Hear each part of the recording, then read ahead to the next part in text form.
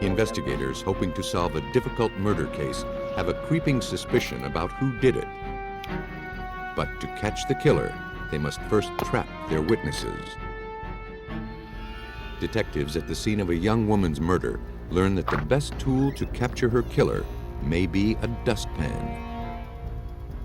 Everyone's a suspect when a woman is murdered in her hotel room. Oh my God, what's happening? Investigators look to the killer's own hand to prove his guilt. In the absence of human bystanders, sometimes insects or even microbes can provide the most objective testimony. When death doesn't come by natural causes, solving it often depends upon a natural witness.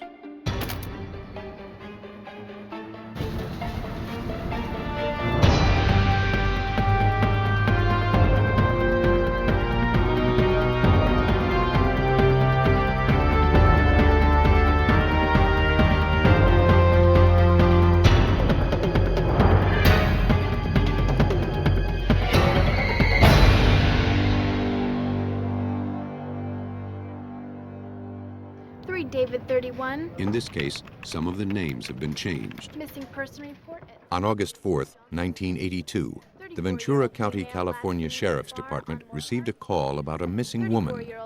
When 25-year-old Marcy Davis hadn't been heard from in almost 2 days, her sister became worried. Several hours later, the department received a call about a vehicle stuck and abandoned in a ditch.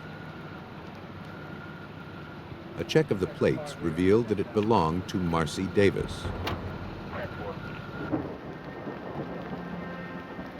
There was no sign of her. She might have walked away to find help and possibly run into worse trouble. Or someone else may have ditched the vehicle. The cold engine made it impossible to determine how long it had been there.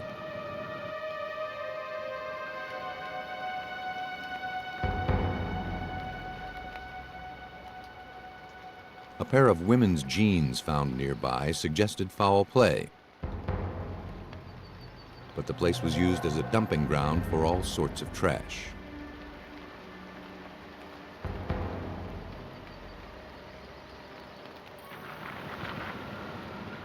Because the car provided the first real clue to Marcy Davis's fate, Ventura County sheriffs scoured the scene to see what else they might find.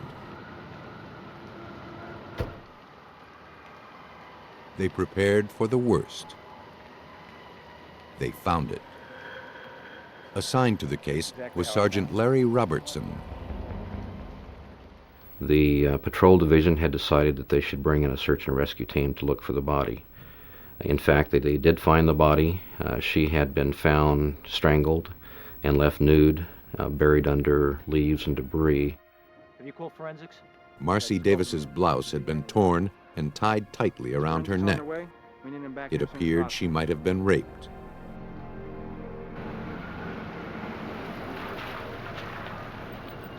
The forensics team photographed any clues they could find in the gloom, but decided to abandon the scene until daylight. A guard was posted to keep it secure. Investigators had plenty of other work to do before sunrise. Hey, have you seen my cigarettes? Can I take yours? The victim's sister told police that Marcy had left the house on the night of August 3rd to go to a Tupperware party. She said that afterward she was going to JJ's, her favorite hangout. Buy you more Tupperware? Yes. Hi, how you doing today? Good. How are you? Good. Came by, we wanted to ask you a Detectives couple of talked to the questions bartender about, at JJ's. Can you describe the men she was with? She told them that the victim had come in around 11 the night she disappeared. Meets with her friends.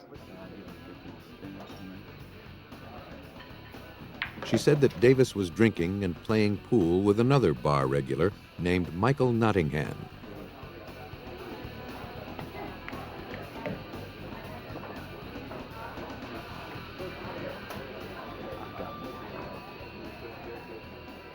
They left with all the other patrons around closing time, 2 a.m. Because Nottingham was the last person the victim had been with, investigators went to see him.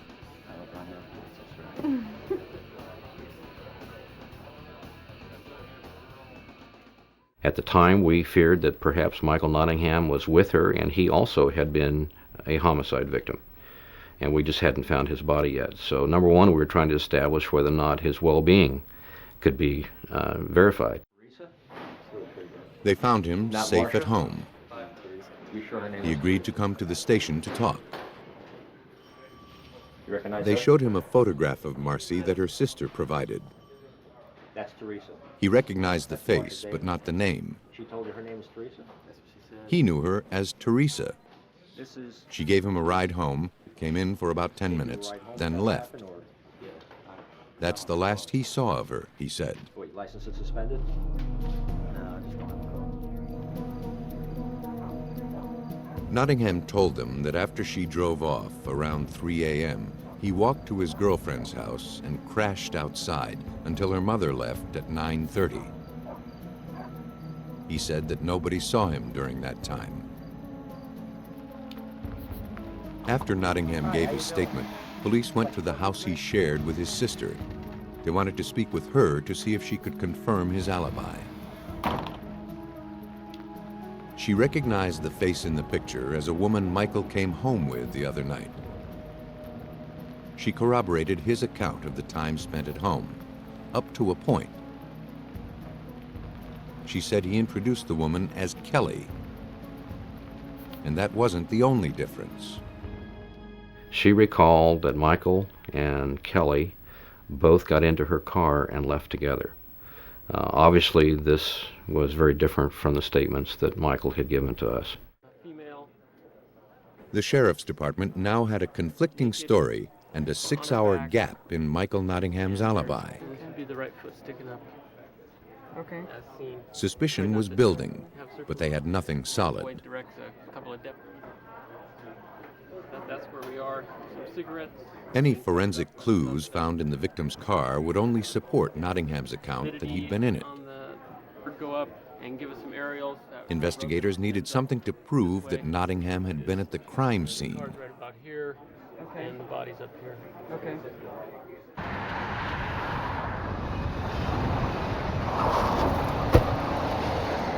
Okay, now what's going on? Okay, what I found... By the light of day, investigators returned to the scene to search for any clues to link him there.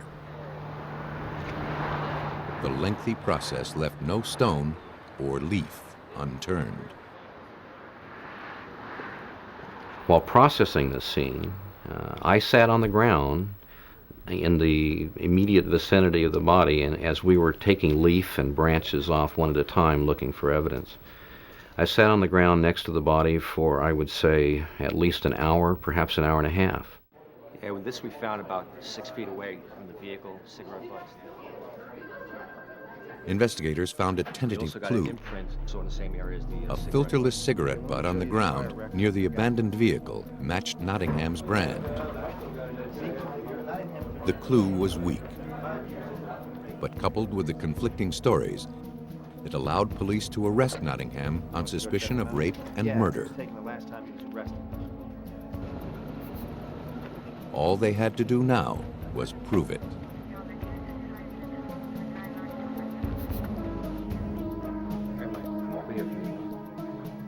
Nottingham was taken into custody.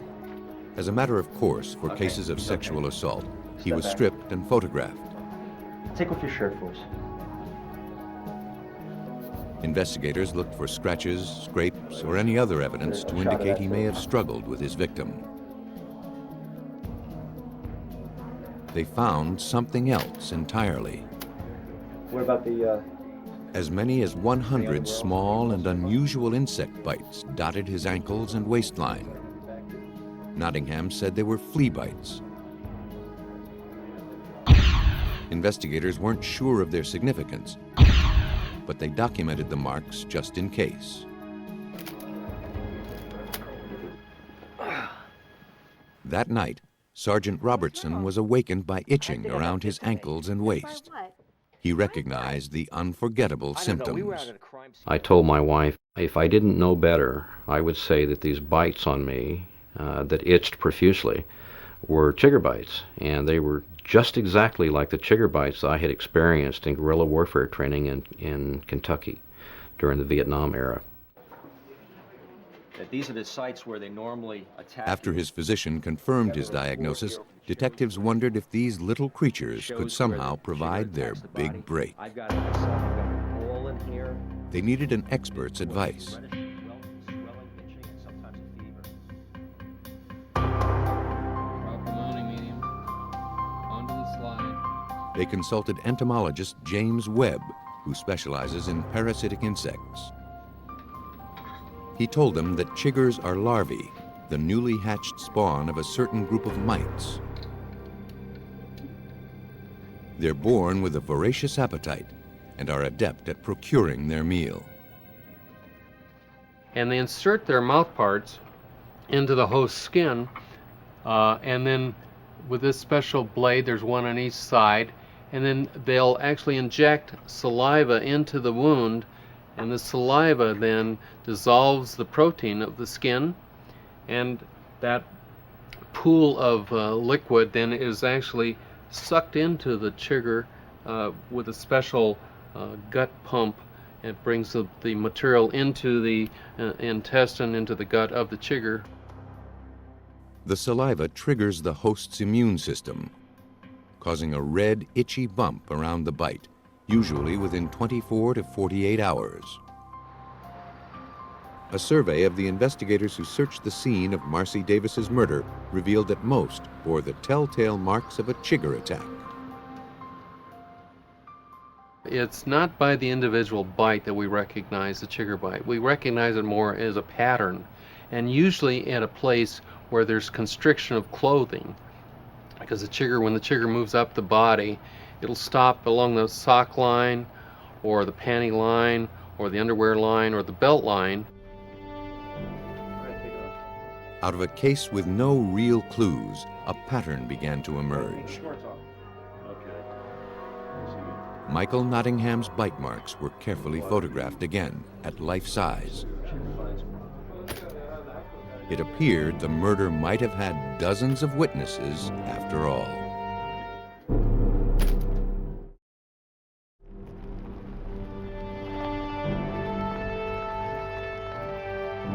Investigators hoped that by catching chiggers, they could catch Marcy Davis's killer. I think we can do it before the sun Suspect goes in. Michael Nottingham swore he'd never been to the area where the victim's body was found. Sergeant Larry Robertson believed the chigger bites on Nottingham's body might tell a different story. But I had never ever experienced chiggers in all my years of living in Ventura County. Even though I was active in search and rescue and hunting and fishing, I had never heard of chiggers in Ventura County, and never seen them, and had never read about them in Ventura County.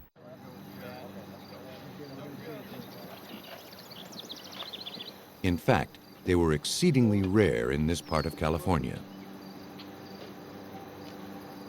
If investigators could isolate chiggers to the crime scene, they would have undeniable proof that Nottingham had been there. They called on Dr. Webb for help. The thing we wanted to do at the crime scene was see if there were chigger mites there to substantiate this hypothesis. And we knew that lizards are good indicators of finding chiggers.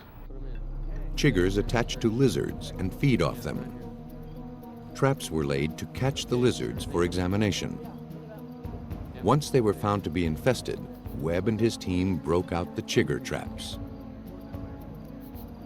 A chigger trap is nothing more than a small black plastic plate that's placed where chiggers are likely to gather. The sun heats it up, providing a warm welcome for the pesky larvae. These creatures are hungry, not smart. This thing is a warm body, much like a living animal. And so the chiggers, if they're in the vicinity, will move towards the plate and crawl around on the plate, looking for a place to attach. Webb's team set their traps outside the house of Nottingham's girlfriend, where Nottingham claimed he spent the night sleeping. They placed more traps 20 feet away from the murder scene, and others even closer to the spot where the victim had been found. They checked the traps every half hour during daylight for 3 days. The results were clear. Not too far from the murder scene, where the body was found, we were getting 10s or 20 or more at a time running around in the black plate. I mean, just large numbers. We also noticed them running around in our shoes when we were standing in that same spot and crawling up onto us. But just 20 feet away from the body, the chigger activity was minimal. And at the girlfriend's house, they found none at all. The proximity of the chiggers to the victim established Nottingham's presence at the crime scene. I believe from our research, this was the first time that entomology had ever been used in a capital case or murder case to assist investigators in placing the suspect at the scene of the crime. From what police could piece together, the victim drove Nottingham to the woods. Maybe she wanted to go, maybe he forced her to go there. Once there, they began to fight. It escalated, and Nottingham beat and killed her, finally strangling her with her shirt.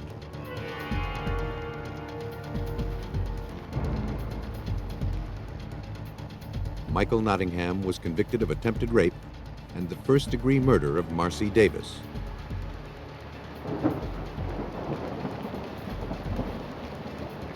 He was sentenced to life without possibility of parole.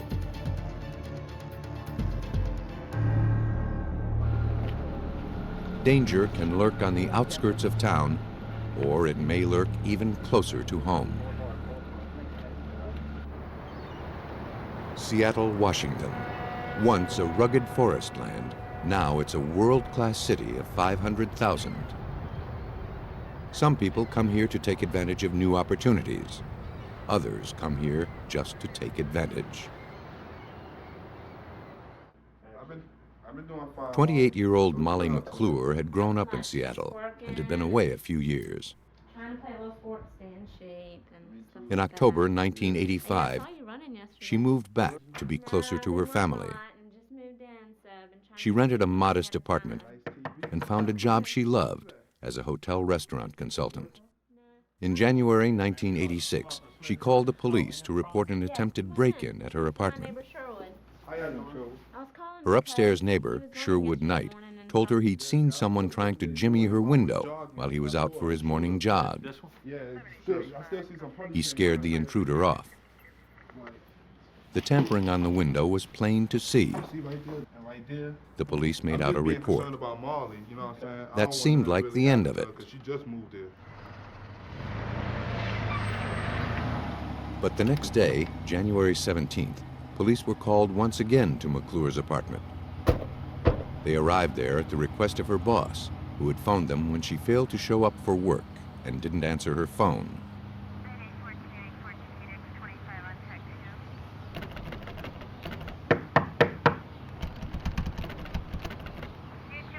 Officers found her door locked and noticed what appeared to be some new damage to the window. Fearing that McClure might be in trouble, the officers slipped inside.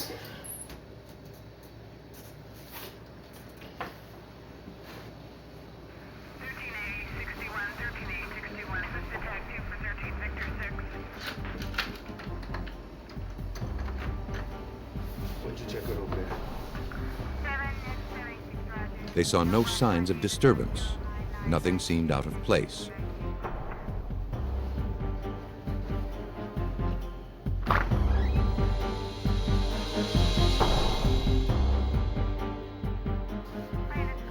Then, in the bedroom, they found Molly McClure murdered in her bed.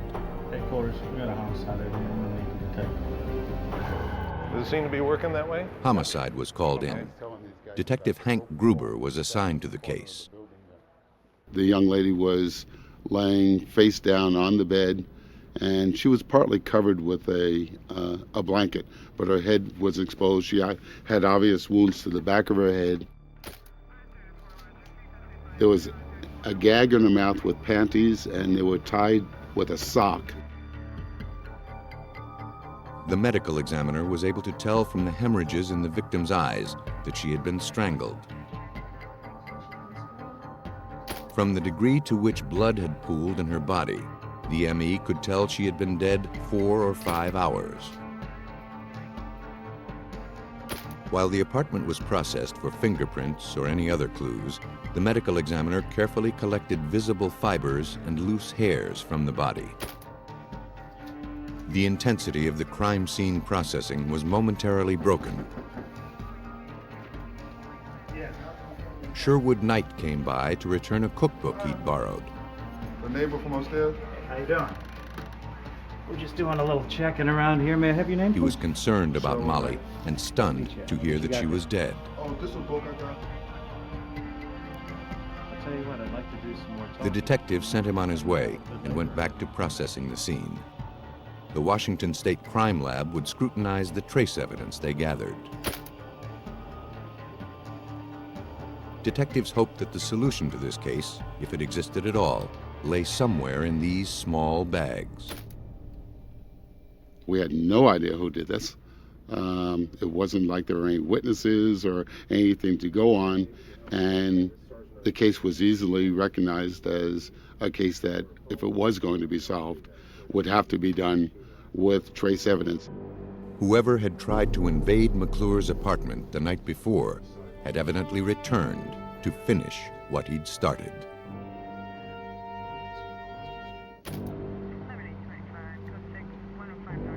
From the looks of it, Molly McClure's killer came in through the window of the spare bedroom. There, investigators found a footprint on the sill that didn't match the officer's shoes. This was their first clue that was bigger than a hair, and it needed to be preserved. After the sill was photographed, technicians collected it. If you can actually take the item that has the print on it, you have a way better chance of being successful in comparisons than through pictures. The actual item is always better. So we took the windowsill at that time, and we had our samples from around the house. The print on the windowsill had to wait until investigators could find a shoe to compare it with. While the trace evidence was being analyzed, detectives sought to find rhyme or reason for the crime. The curious thing was why the culprit made 2 attempts to enter the victim's apartment. Detectives thought that McClure might have been a victim of circumstance. The couple that lived in the apartment before her had a history of domestic violence. Can I help you? The boyfriend had moved out several months earlier. Police theorized that he might have returned to kill his former girlfriend, not realizing that she too had moved away. Yes, sir. Okay. Yeah, she's married. She's here. Hey, Christy, you want to come on out? But when police paid him a visit, they found the couple had reconciled. Hi. Though the victim's apartment wasn't ransacked, police noticed her jewelry box was empty. A check of bank records showed that the victim's cash machine card was used at an ATM several blocks away around the time of her death. So in addition to murder and rape, the killer had come there to rob.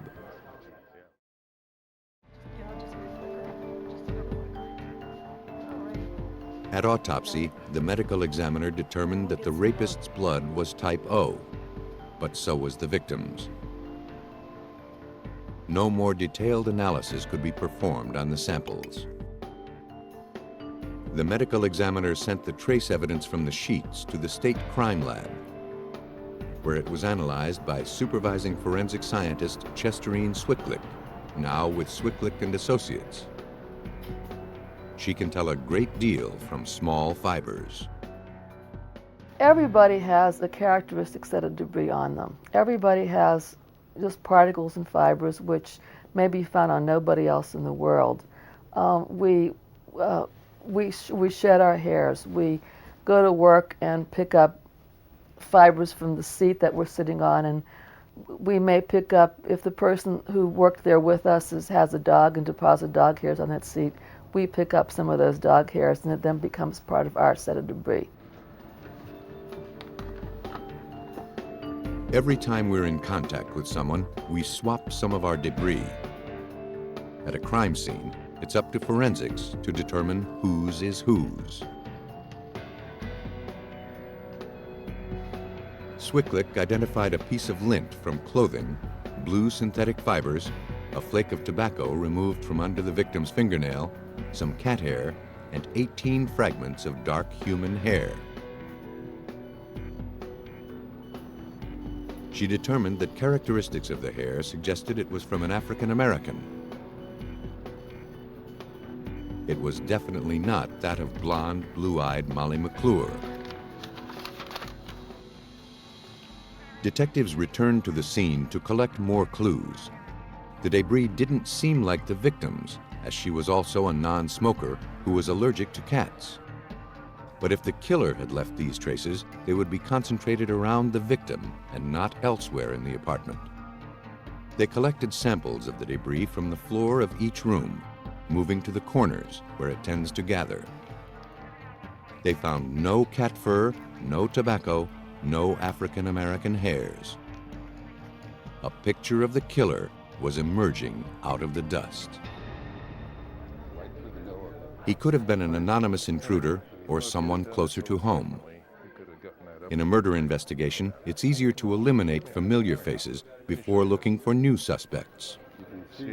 Sherwood Knight, who had frightened off the burglar at the victim's window, had been helpful in the investigation, but detectives ran a check on him anyway. Gruber's partner, Detective Rudy Sutlovich, discovered that Knight had a record. And he had a history of robberies and burglaries and other assaults. And he had been released from prison approximately 3 months prior to this. Thank you very much. Officer Smith here with me. Detectives paid a visit to Sherwood Knight and his girlfriend. The couple lived in the apartment above the victims. Knight's girlfriend told detectives that they had had a fight the night McClure was murdered. Sherwood slept on the couch. She told police that she woke around 5:30 a.m. I don't think so. Knight was already out for his morning jog. He came home a short time later wearing his jogging clothes like he always did. Then he rushed off for his class at North Seattle Community College. He was enrolled there, but nobody could ever remember seeing him. Didn't go to his classes or anything, but he had been telling his girlfriend that he was going to school during the daytime. Based on his past record, investigators thought Knight might be guilty of more than playing hooky.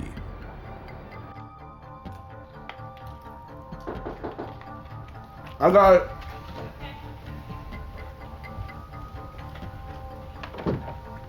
Detective Sutlovich, I have a search warrant. search Step warrant? aside, please. Yes, we have some work we need to do here. On January 21st, 4 days after the murder, detectives served a search warrant on Knight's apartment. Questions at this point. They were authorized to gather trace evidence collected from the corners of the apartment. Fiber samples from blankets, cat hair, the clothing Knight was said to have worn the night of the murder, Now we gotta get your clothes. and even the clothing he wore when they served the warrant. Quick and easy. As it turned out, he was wearing the sweatshirt he usually jogged in. Shirt, pants, shoes too, please. Guys, let's take a Detectives look. found the jogging pants soaking in a bucket of water. Yep. They collected the pants, bucket and all.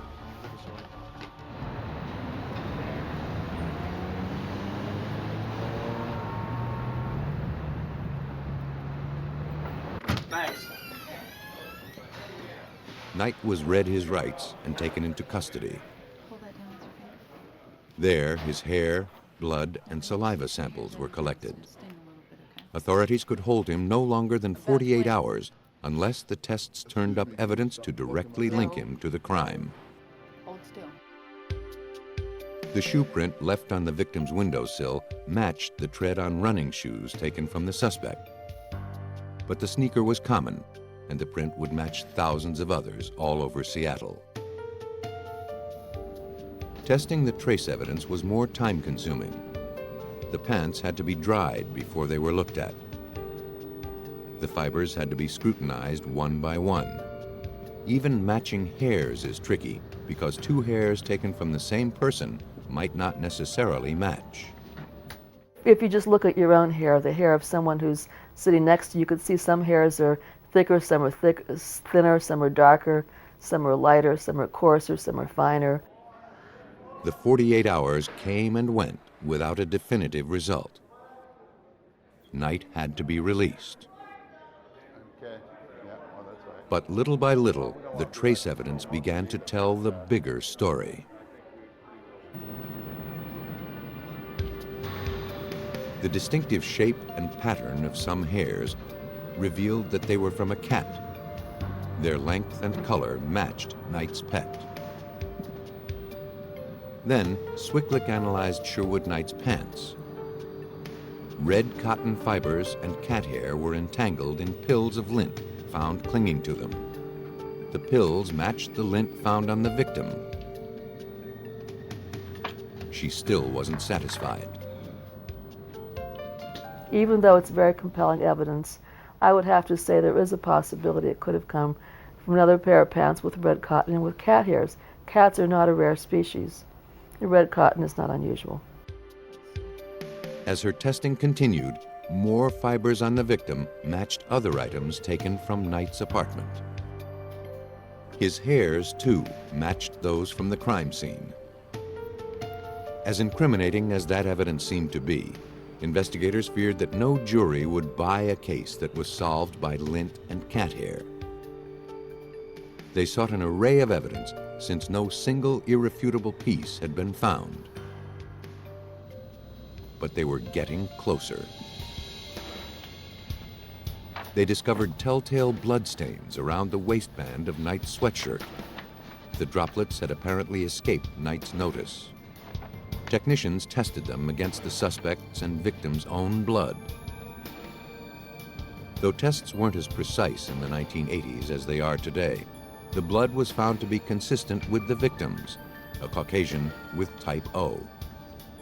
Now investigators had blood as well as hair and fibers to implicate the suspect. All these little circumstances would not be sufficient to charge somebody with a murder or any crime. But accumulating each one of these little circumstances, they all add up so long as they're all consistent with the same conclusion, which is that Sherwood Knight was in Molly's apartment that morning and that he's the one who committed the murder. Investigators were ready to bring him in. The only problem was where to find him.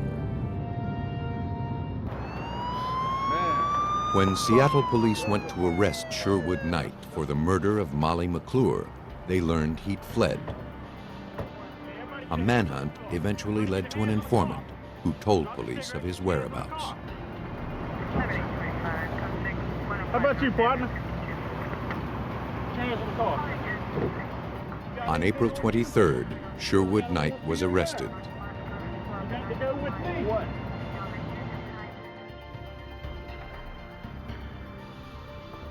Based on the evidence and interviews with Knight's acquaintances, a picture of the victim's last hours came into focus. Sherwood Knight had faked the first break-in so that he could scope out the victim's apartment while winning her trust.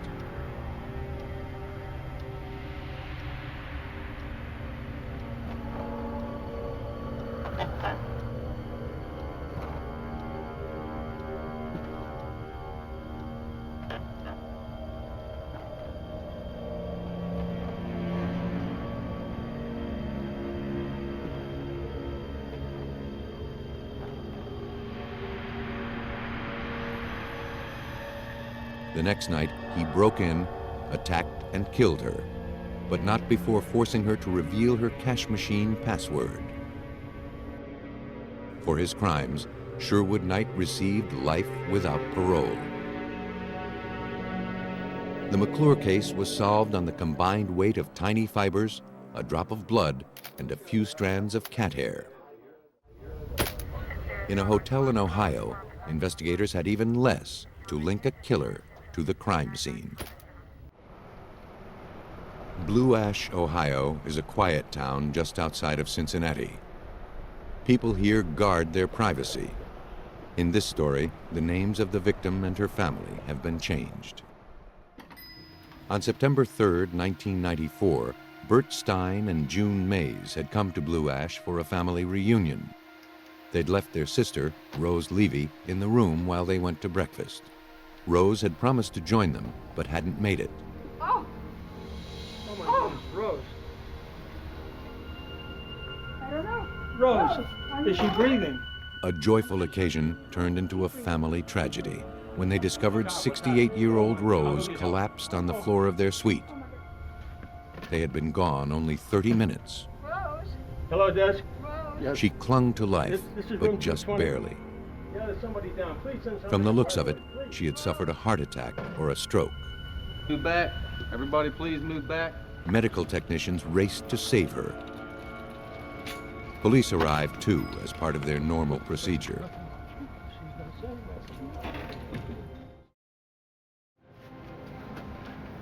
Rose Levy died in the hospital. It wasn't a heart attack or stroke that killed her. She had been beaten to death. By the time the victim reached the hospital, bruises and welts had begun to form. Among them were heel marks on her chest and a strange rectangular mark evidently caused by the murder weapon. The medical examiner couldn't discern what it was. Further examination revealed that 2 of the victim's teeth had been knocked out and several bones in her face had been fractured. The damage she received was equal to what a body endures when it hits a brick wall at 40 miles per hour. This was the unforgettable face of a homicide. Blue Ash, Ohio police launched an investigation. The room was cordoned off and scoured for clues. Determining the useful clues wasn't easy. Assigned to the case were detectives Jim Schaefer and Larry Stokes. The crime scene was extremely contaminated by the time investigators got there, but it was only because of the attempts to resuscitate her. Detective Jim Schaefer.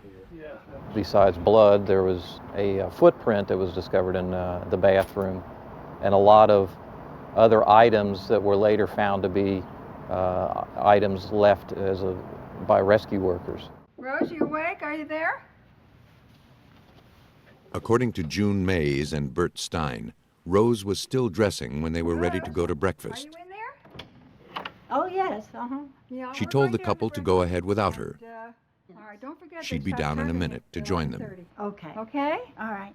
No, she's going to take a shower. She never made it.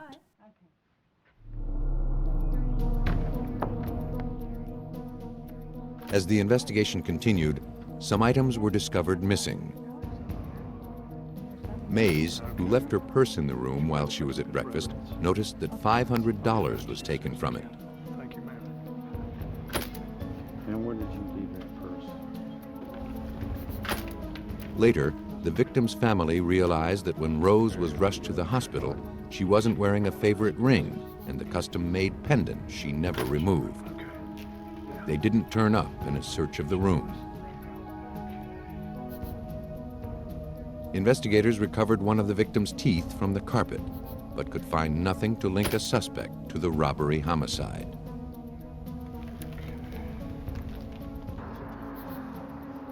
Stokes and Schaefer had their work cut out for them. Every guest and every employee was a potential witness or a potential suspect. According to Schaefer, everyone had to be questioned. With the chart of the over 100 hotel employees and over 300 guests, we started in on establishing alibis or whereabouts for each of those individuals. As detectives began the chore of sending surveys to guests in order to locate potential witnesses, they narrowed the field of potential suspects. The killer could only have struck during the 30 minutes that Bert and June were at breakfast. The door to the room locked automatically, so a person would have to have been let in or would have needed a key to gain entry. Detectives focused on hotel employees who worked that shift and had access to pass keys. They asked each employee to account for his whereabouts during that half hour and to name someone who could vouch for him. The main object of this investigation at that point became, let's find out who can alibi for who during this time period, and the one person that will not have an alibi will be someone definitely worth looking at. Investigators knew that it took a sick man to commit a crime this brutal. They were closer to the truth than they ever imagined. Detectives Schaefer and Stokes began to make progress on the Rose Levy homicide investigation as they culled the list of hotel employees. One employee made mention of Elwood Jones, a co-worker who had called in sick with a hand injury. Jones had filed for workers' compensation, saying he'd cut his hand on a metal stairwell on the job. Detectives called him in for an interview. He was one of the only employees who had no alibi during that fatal half hour. They wanted to know more about his injury. They went to Bethesda Oak Hospital, bringing along a court order giving them access to Elwood Jones's records. Jones had checked into the emergency room of the hospital 3 days after the murder with a serious hand injury. The small cut above the knuckle of his left index finger had already sealed up, but an infection festered within. Oh, well, what's this? Jones's hand was severely swollen and intensely painful. Say you did. He was running a fever. You did. Hand surgeon John McDonough was called in to examine the wound. This was a tremendous blow that he had taken to his hand because it tore the capsule of the joint and inoculated the bacteria directly into the finger joint. It would take a significant amount of pressure to have that occur. When McDonough asked Jones what happened, he said he'd cut it on a dumpster at work. Not only did that seem unlikely, it also contradicted what he'd told the staff earlier. Jones was left-handed. To McDonough, the position of the wound above the knuckle of the dominant hand indicated that the patient probably was wounded as he punched someone in the mouth. In fact, the injury was so characteristic of a so-called fight bite that McDonough had it photographed to use in his classes. If that were really the cause, McDonough wasn't surprised that his patient lied about it. People that have human bite injuries try to hide them, try to make light of them, tell you they did something else, like brushing their hand against the wall or cutting it on a dumpster.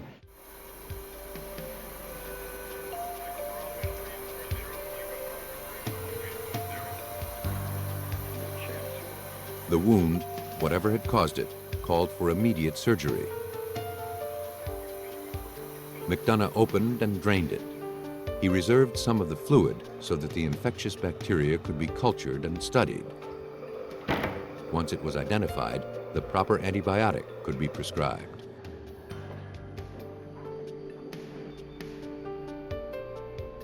A human mouth, even a clean one, is home to 42 species of bacteria. Someone with poor dental hygiene can have more. A human bite can be akin to being cut with an object from the bottom of a sewer. At the hospital microbiology lab, the bacteria from Elwood Jones's wound was incubated until the sample grew large enough to be recognizable. This happens to be a contaminant. Culturing bacteria can happen overnight or take more than a week. Larry Gray is the director of the lab.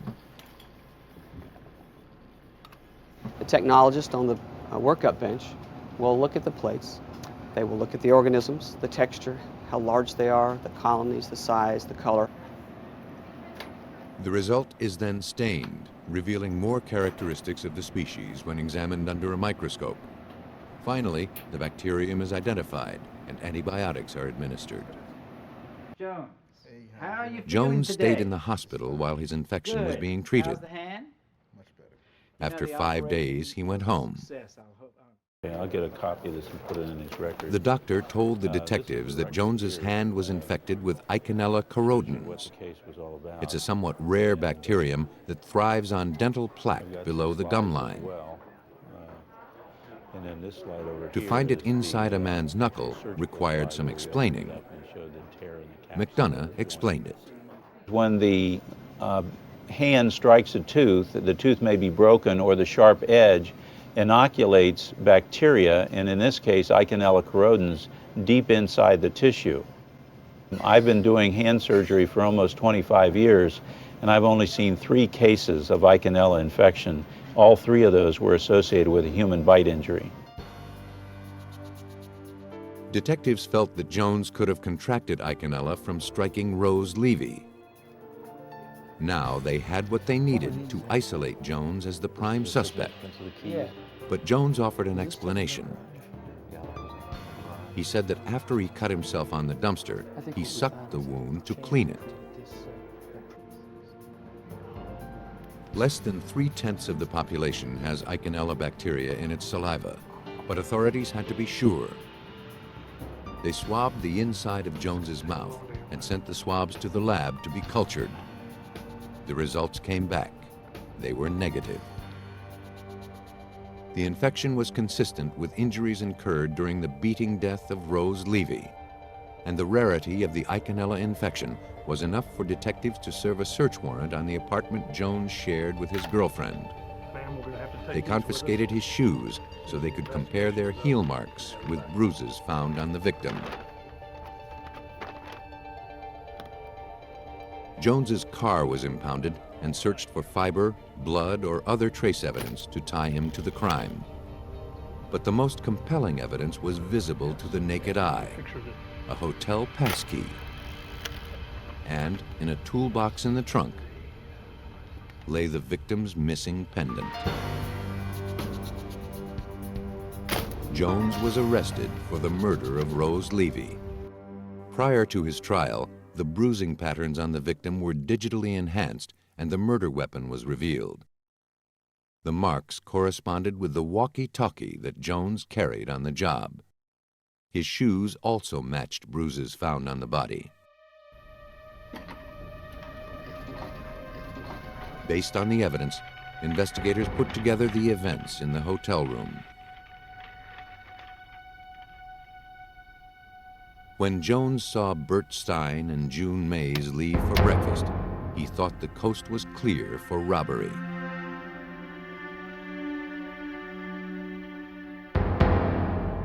The suite they shared usually had only 2 occupants. Jones had no reason to believe that September 2nd was any different. He used his passkey to enter.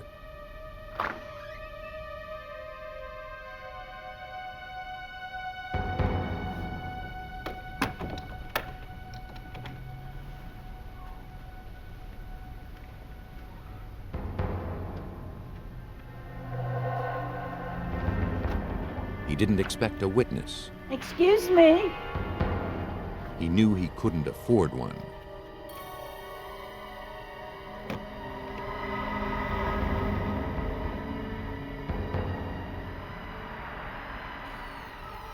The murder accusation came from the victim's own mouth. On December 11, 1996, Elwood Jones was convicted of aggravated burglary, aggravated robbery, and aggravated murder. Because of the violent nature of the crime, he was sentenced to death. The perfect murder has no witnesses. The perfect killer leaves no trail. But the sheer act of murder disrupts the natural order of things and always leaves traces behind. Science is learning how to read those traces, no matter how insignificant they may first appear to be.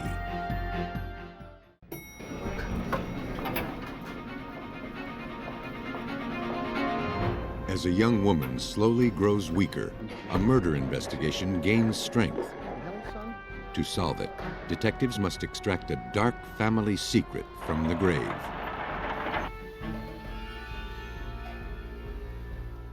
A tight circle of friends contracts as, one by one, its members die mysteriously. The circumstances are suspicious, but there's little evidence of murder. When a woman is poisoned to death, her survivors point fingers at each other. To find the killer, investigators must get to the source of the bad blood. Even when its symptoms are dramatic, poison is a subtle menace. The poisoner is a two-faced monster whose loved ones become victims of tainted trust.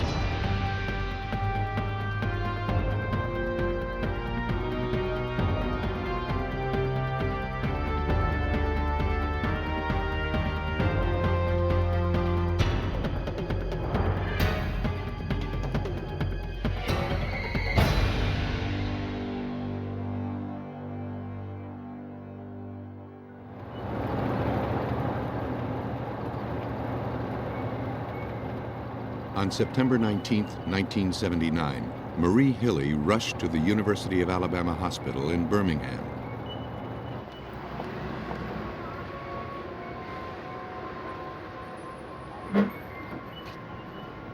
Her 19-year-old daughter, Carol, was very sick.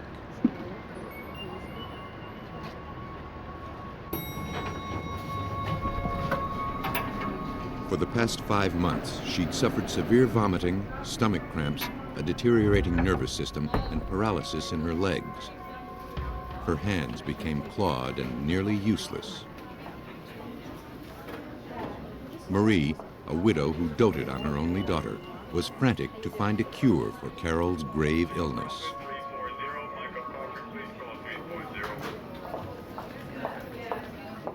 Gonna be able to hold anything down? Yeah. Good. After months of shuttling Carol from doctor to doctor, seldom leaving her bedside, Marie was at the end of her rope. Doctors told her that Carol might have a virus or some other condition, but she'd yet to get a clear diagnosis about what was crippling her daughter. Carol's illness was taking its toll on Marie as well. Marie Hilley. I'm Marie Hilley.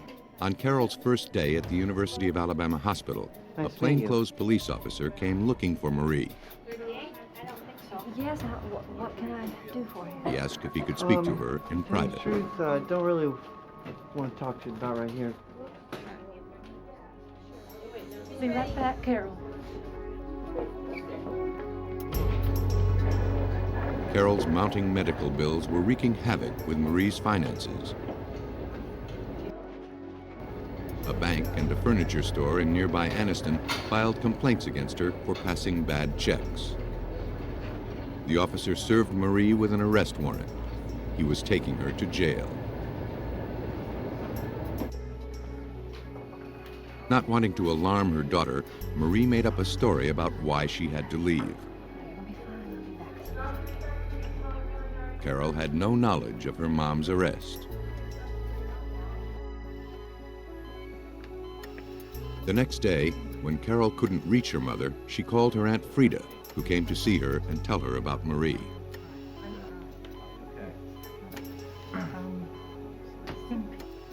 Frida had news for the doctors, too, expressing her concern about Marie's care of Carol. She said that Marie moved Carol from hospital to hospital before the young woman could be properly diagnosed. She also claimed to have witnessed Marie giving Carol shots.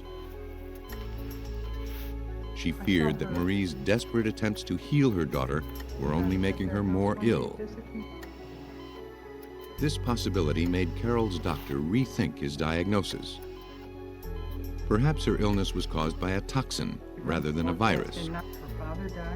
He realized her symptoms were consistent with heavy metal poisoning, most commonly arsenic. Often called the great imitator, arsenic routinely escapes early diagnosis, masquerading as food poisoning or the flu. The misjudgment could be fatal, according to forensic toxicologist Chip Walls, now lab director at the University of Miami School of Medicine. In many cases, the chronic poisoning with arsenic has been missed at the early stages, and the person either goes on and either gets better or dies from the chronic poisoning. Hi, Miss Hilly. We're going to take a nail sample. But once it's suspected, long-term arsenic poisoning is easy to diagnose.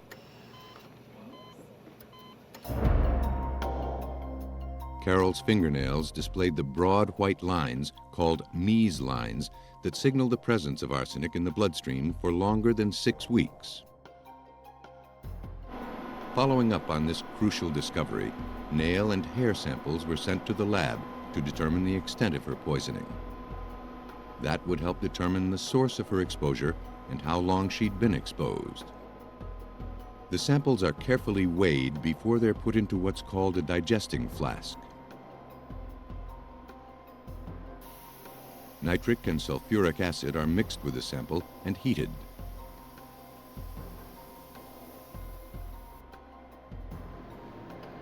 The digested sample is then ready to be analyzed.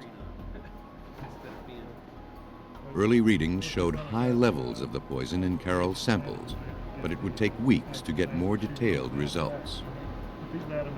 Because arsenic is found in nature and is a common ingredient in pesticides, her exposure could have been accidental. But not everyone believed that. How are you? While the samples were being tested, Anniston police received a letter from Carol's brother. Forensic report. I thought you might want to see what that thing looks like. From Hilly's son? He believed that Marie Hilly may have killed her husband 4 years earlier and was now poisoning her daughter.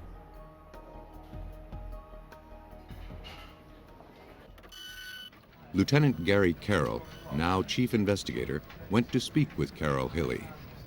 During the interview, Carol had outlined a number of events that had occurred to her beginning sometime, I think, in mid-April of 1979. Carol explained that within a month she'd endured 2 hospital stays. She enjoyed a brief recovery until August, when her illness took a turn for the worse. That your doctor gives you? She told detectives that the change occurred just after she moved from her mother's house to her own apartment. Pete, I brought you something to drink. Though Carol looked forward to living alone, Marie practically moved in with her from the very first day, keeping house and doing most of the cooking. So much. Carol, honey, we're ready to go. Within days, she fell seriously ill, suffering from nausea and severe cramps. Marie rushed her to a hospital where she stayed for a week. But when doctors offered no quick solution, Marie abruptly moved Carol to another hospital.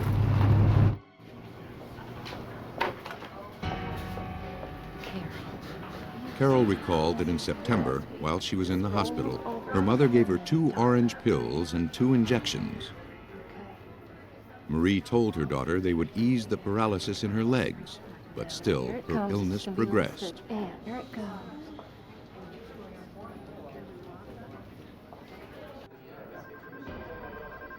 Marie Hilly's behavior prompted Lieutenant Carroll to request the police file on her. He knew that she had been a victim of a series of strange events ever since her husband died. Carroll hoped the files might reveal some pattern. Back in 1977, our police department had received numerous complaints from Marie Hilly regarding vandalisms, harassing phone calls, burglaries, fires, and etc. Many things going on at her residence. Marie collected substantial insurance claims for damage to her house, her daughter's car, and her husband Frank's death. Seeing a possible motive, Lieutenant Carroll looked into the status of Carol Hilly's life insurance. Written with the offhand. Call the coroner about this. Marie was the beneficiary, but the policy had lapsed. I'll meet with you tomorrow. According to the insurance company, Marie had made several desperate attempts to have it reinstated, but every one of her checks bounced. Yeah. Following up on the letter sent by Carol Hilly's brother, Lieutenant Carroll received a copy of Frank Hilly's medical records. Frank and Marie Hilly appeared to be an average happy couple. They were married for 25 years and raised 2 children, Mike and Carol.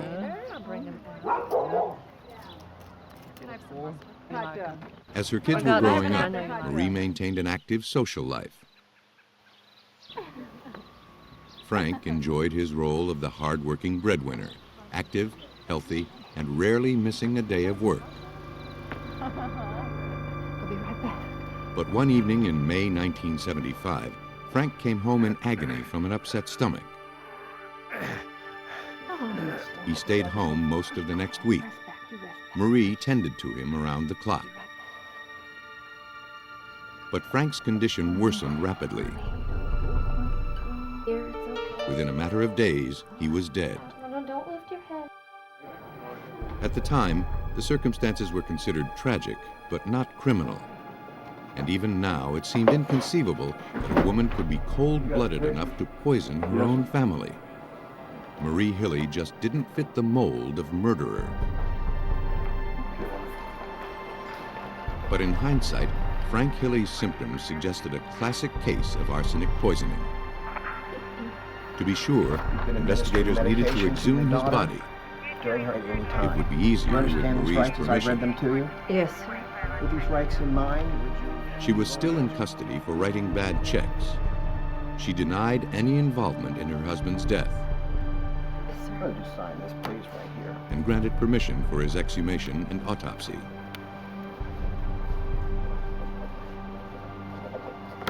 The person at the hospital? When asked about Carol, she denied poisoning her or even giving her medication. But investigators persisted. Finally, upon being confronted about having given Carol shots, she finally admitted that she did give Carol some shots. She says she got, it was some medication she got from a nurse who worked at one of the hospitals. Case in, please. But police were unable to locate a nurse matching the name or description Marie gave. 1 week later, authorities exhumed Frank Hilly's body. It's said that dead men tell no tales, but only Frank could tell them if his devoted wife and the mother of his children was a murderer.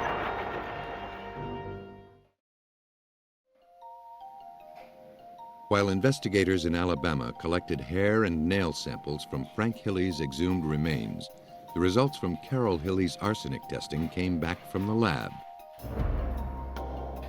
The analysis showed abnormal levels of arsenic along the length of her hair, demonstrating long-term exposure to the poison. The hair closest to Carol's scalp had 35 times the amount of arsenic than on the outer part, revealing that she'd received recent high doses. Her mother, Marie Hilly, was still the prime suspect in the slow and painful poisoning of her daughter. All that remained was the proof. It wasn't long in coming. On the morning of October 8th, police received a note from Carol's Aunt Frida, along with a prescription bottle containing a clear liquid.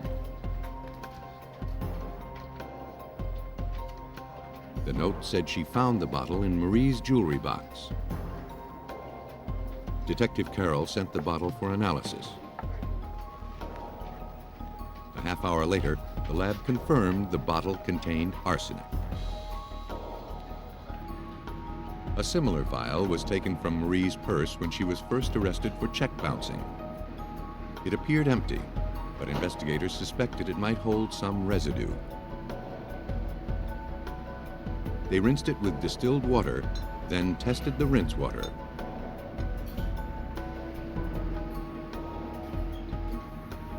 Once again, they found arsenic. Mrs. Hilly, you're under arrest for the attempted murder of your daughter. On October 9, 1979, Marie Hilly was served with warrants charging her with attempting to poison Carol. Not make any statement at all. Any statement you make may Additional warrants were served for passing more bad checks, but these charges paled in comparison to what police still suspected, that Marie Hilly had murdered her husband. questioning. Still, they had no unable to proof. hire a lawyer, you have the right to have a lawyer appointed to We had not received any information from the Alabama Department of Forensic Sciences on the autopsy results from Frank, so we were awaiting those. And during the meantime, she made bond and got out on the attempt to poison charge and also the 2 check charges. But Marie could not feel too relieved. The same tests that found arsenic in her daughter's system were being used on samples taken from her late husband, and with much the same result. Frank Hilly had been poisoned. The evidence showed that the poison was taken a little at a time, with a large dose at the end. On January 11, 1980, the Calhoun County Grand Jury indicted Marie Hilly for first-degree murder. Hilly received life plus 20 years for attempting to poison her daughter. But Marie Hilly wound up serving only a fraction of that time. After 3 years, she'd manipulated the warden into trusting her with a 3-day furlough. When it was time for her to return, it was clear that Marie Hilly had escaped. But her getaway didn't last. A week later, she was discovered, apparently trying to break into a house. Her clothes were soaked and she acted delirious. She suffered a massive heart attack and died that evening. Marie Hilly was buried next to her husband Frank, the man she'd poisoned to death. Why would a seemingly devoted wife and mother poison members of her family? Perhaps money was the original motive. But since her daughter Carol's life insurance policy had lapsed, there was no financial reward in killing her. Maybe, in Marie Hilly's mind, murder became its own reward.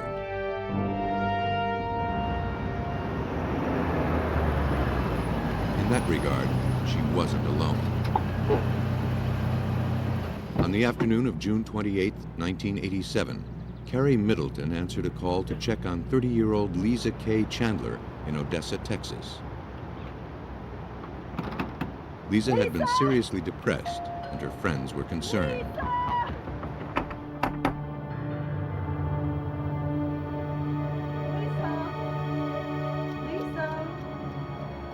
Carrie found Lisa in her bedroom, dead.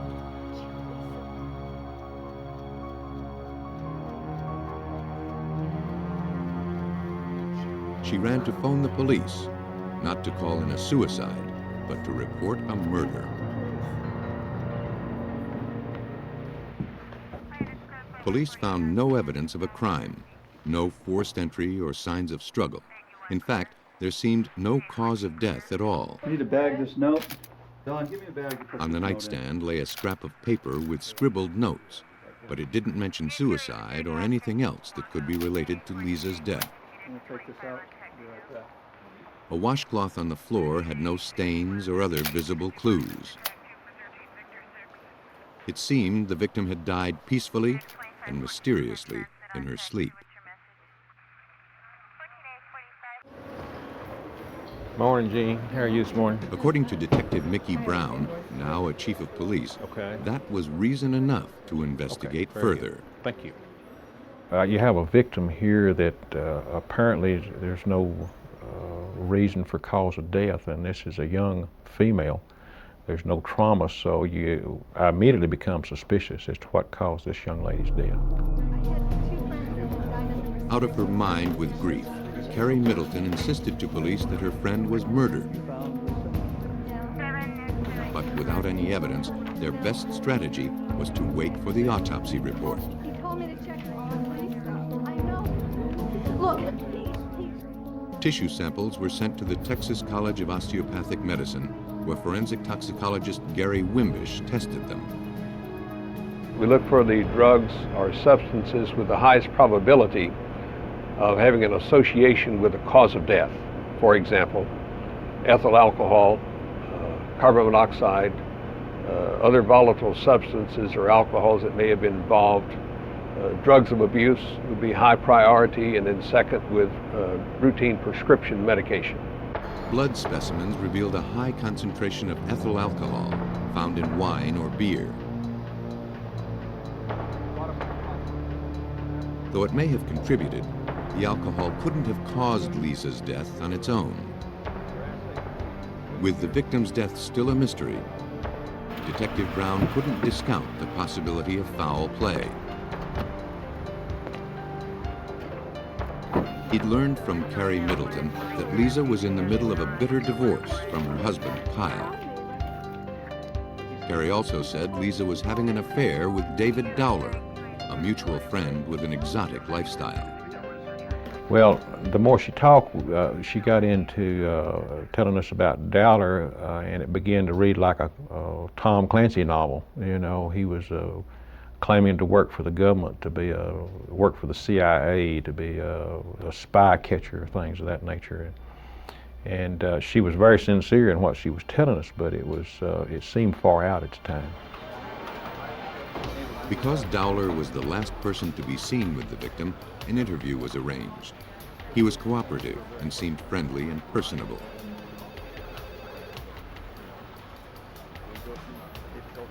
Dowler claimed Carrie was mistaken about his work for the CIA.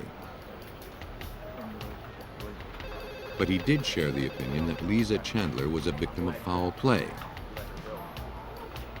He also had an idea who her killer was, Kyle Chandler, Lisa's husband. He said Kyle was furious that she was cheating on him. Good morning. Kyle Chandler was next on the list to be interviewed.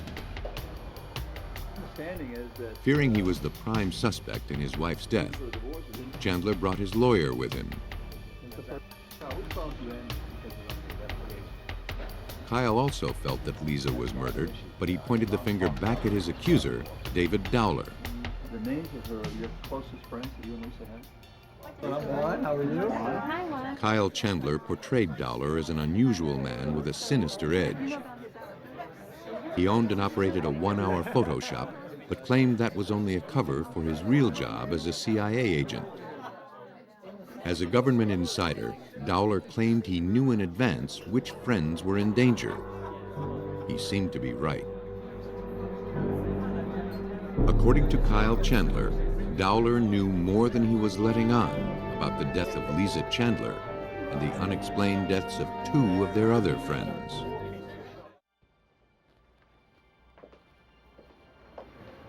The investigation into Lisa Chandler's death was taking an unexpected turn. When Detective Mickey Brown looked back over the files, he discovered that Lisa Chandler was the third of her circle of friends to die mysteriously. And in each case, David Dowler was mentioned as one of the last people to see the victim alive. 4 years before the death of Lisa Chandler, another of Dowler's girlfriends met a similar fate. Lisa Craig was found lying as if she'd died in her sleep. There were no signs of forced entry into her home, nor any signs of trauma on her body. The only suspicious things were notes scribbled in the margins of her Bible. Craig believed someone wanted to kill her.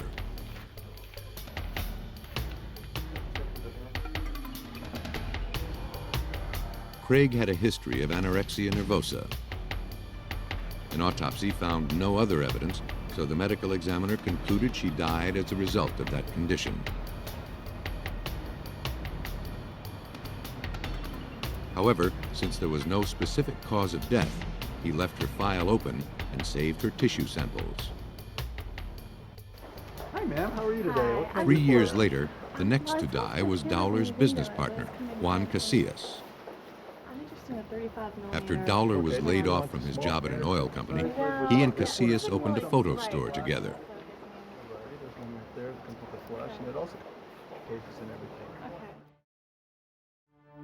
In 1986, Kyle Chandler found Casillas at his home, dead on the kitchen floor.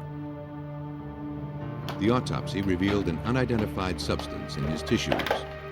Samples were saved according to hospital policy, but no cause of death was determined. Detective Brown now wondered if Kyle Chandler did more than just discover Juan Casillas' death. He began to think that maybe he caused it. Brown learned that Juan Casillas was married to Lisa Chandler before Kyle married her. First, Casillas died, and now Lisa was dead too. That gave Kyle Chandler a direct connection to two of the three mysterious deaths in his tight circle of friends. But Kyle Chandler wasn't the only suspect. In each of the three deaths, David Dowler made the phone call that led to the body being discovered. Detective Brown had 3 deaths and 2 likely suspects. He needed help sorting them out. He remembered an offer made to him by Carrie Middleton concerning David Dowler. She was convinced Dowler was the killer, living out some deranged fantasy. She wanted the chance to prove it. During the interview with Carrie, I expressed some reservations to her about the story that she was telling me, and she voluntarily said that she would be more than happy to wear a microphone or a wire where I could firsthand listen to David Dowler telling her these stories. David Dowler may have pretended to be a government agent, but Carrie Middleton was about to do some real undercover work. Not everybody. Very okay. Just relax. True to her word, she agreed to wear a wire so that police could hear her conversations with David Dowler. Sure, help you. Relax. Okay, let's make sure it doesn't show up. Detective Mickey Brown also had surveillance cameras set up in Carrie's apartment so police could watch them. Hear me through this? Yes, make sure. We'll test it before you go in. Put a couple buttons in so it doesn't. Brown knew that time spent here would either help the investigation or take him down the entirely wrong road. We had a total of 16 hours of recordings on him on about 3 occasions. He totally dominated the conversations. He talked constantly. Most of the talk was idle banter. But in one of these conversations, he described how to murder someone by putting chloroform in their car ventilation. Then he outlined a likely method the killer would have used to kill Lisa Chandler with chloroform. Dowler offered detailed descriptions of how Lisa Craig and Juan Casillas were probably murdered using cyanide. And he told Carrie he was afraid she might be next.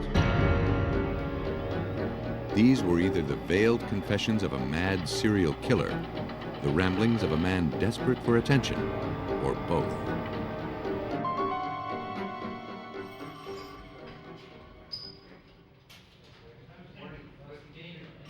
His own words made Dowler the prime suspect. But the proof of those words had to be verified in the lab.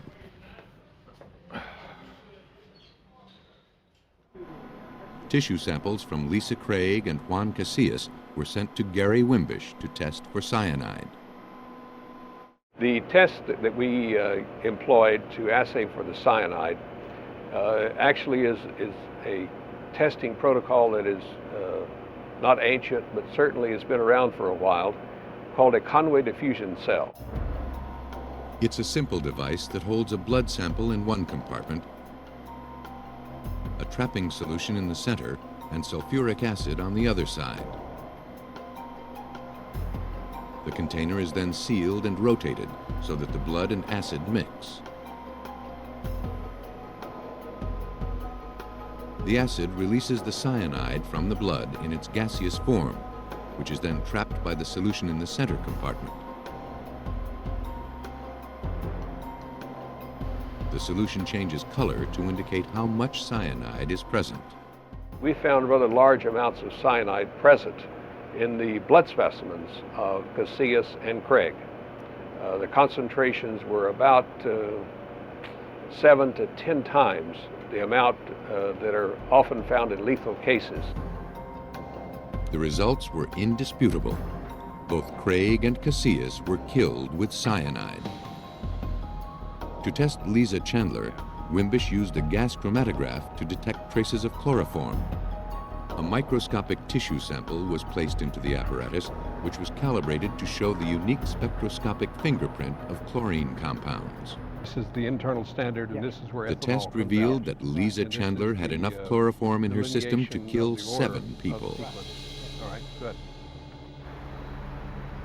Unmasked by his own incessant conversation, the real David Dowler was finally revealed. And then once we verified through the post-mortem and the toxicology results that this was in fact how the victims had died, we knew then that we had our predator. We knew who we had then. David Dowler wasn't a concerned friend or a government agent, but a very sick and dangerous serial killer. Armed with the toxicology reports and information gathered from surveillance, Detective Brown secured a warrant for Dowler's residence. But he wasn't through yet. He wanted to be sure he had enough to win this case.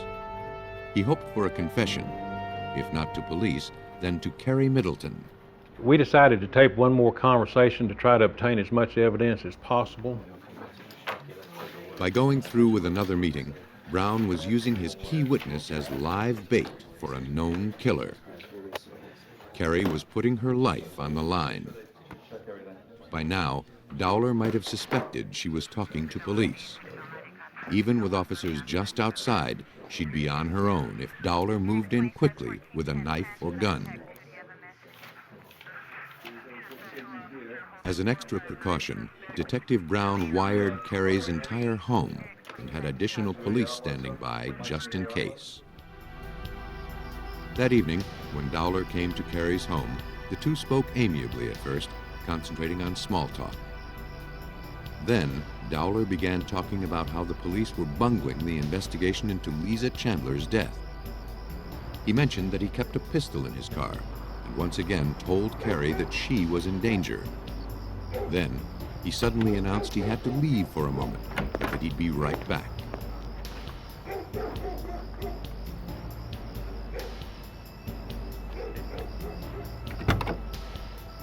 That was enough for Detective Brown.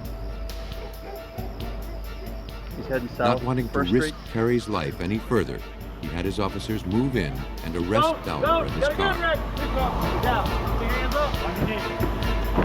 On your knees.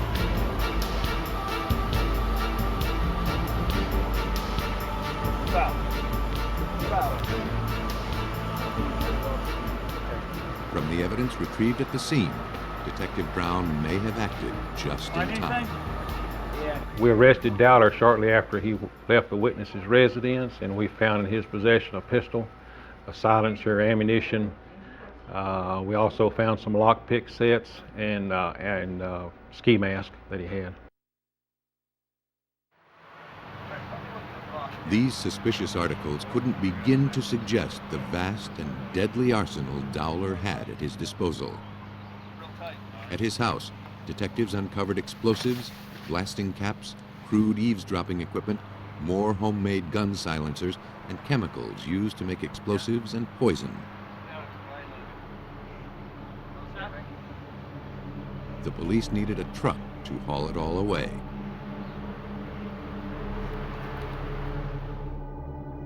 Dowler's lab was the incubator for 3 murders. Mixing chemicals into a lethal brew, he was able to concoct his deadly schemes.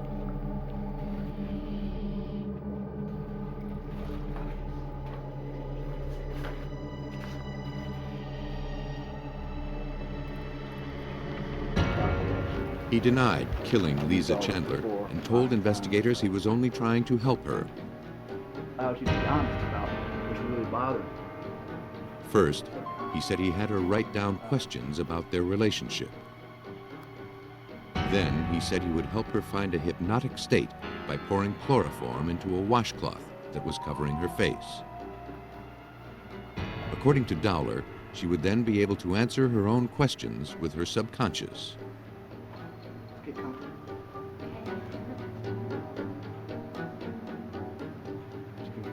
He said that she was getting tired, so he left.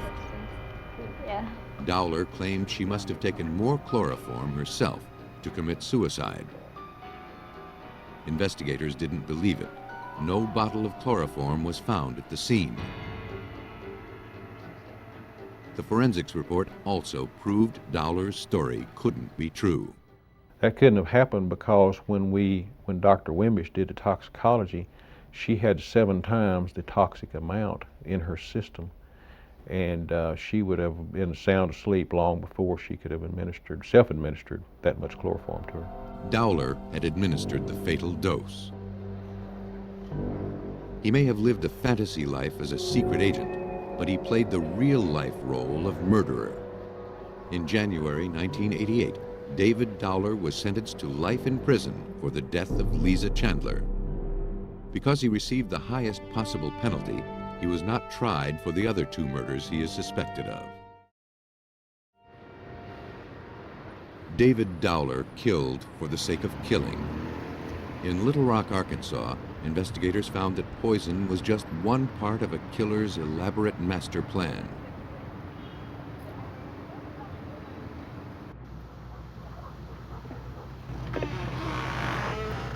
Georgia Weaver had recently come to live with her sister, Jeannie Allen.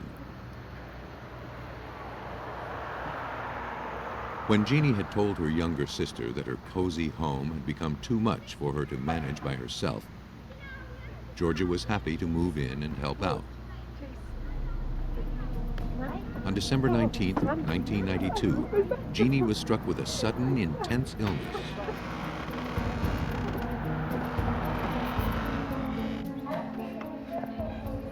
Georgia, who also felt ill, rushed her sister to the hospital.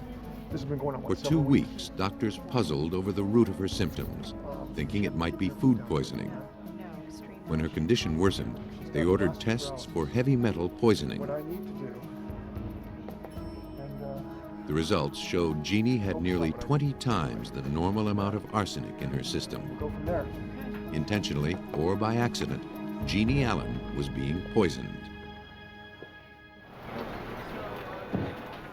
Jeannie's son, Jerry Allen, reacted to the news by going to the police. He was certain his mother's poisoning was no accident. He told them that the situation wasn't always so rosy between his mother and his aunt, Georgia Weaver.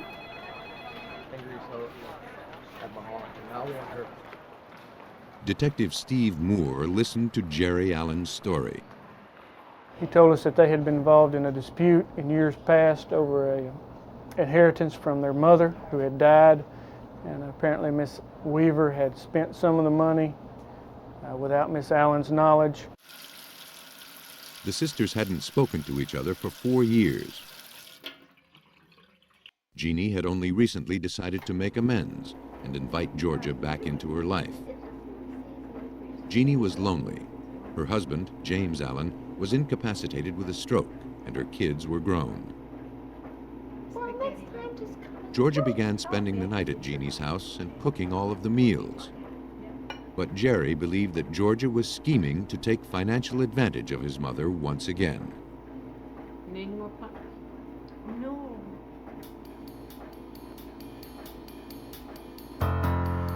3 months before Jeannie fell ill, Jerry confronted Georgia at his mother's house, triggering a tremendous argument. Georgia called the police to have Jerry removed from the premises. Bad blood clearly flowed within the family, but there was little to link it with Jeannie's current condition. When Jerry Allen first came to us, we were concerned about, were we getting in the middle of a family squabble? Was there really a crime here? Was there really something we needed to be involved in? But 2 days after Jerry filed his report, Jeannie Allen died from arsenic poisoning. Now the police had to get involved. Though it was still uncertain if Jeannie's poisoning was intentional, the death needed to be investigated. Police began by interviewing Jeannie's friends and family members. Thank you. Certainly. Something to eat? No, thank you. One of the first was Georgia Weaver. All right, what can I help you with? Cordial and friendly, her anger rose when she talked about her nephew, Jerry Allen. Oh, I don't have arsenic in the house. You can't... Georgia told police that Jerry resented her because Jeannie trusted her more. She claimed that if anyone poisoned Jeannie, it would be Jerry, who was jockeying to gain control of Jeannie Allen's money. Investigators now had 2 suspects, and yet they weren't even certain a crime had been committed. Before they could determine that, they had to determine how long Jeannie Allen had been exposed to the arsenic and how she had consumed it. To find out if Jeannie Allen had been intentionally poisoned, investigators examined her hair. The arsenic leaves a record along the growing strands. The hair samples are cut into segments, then wrapped securely in a paper form that establishes the chain of evidence.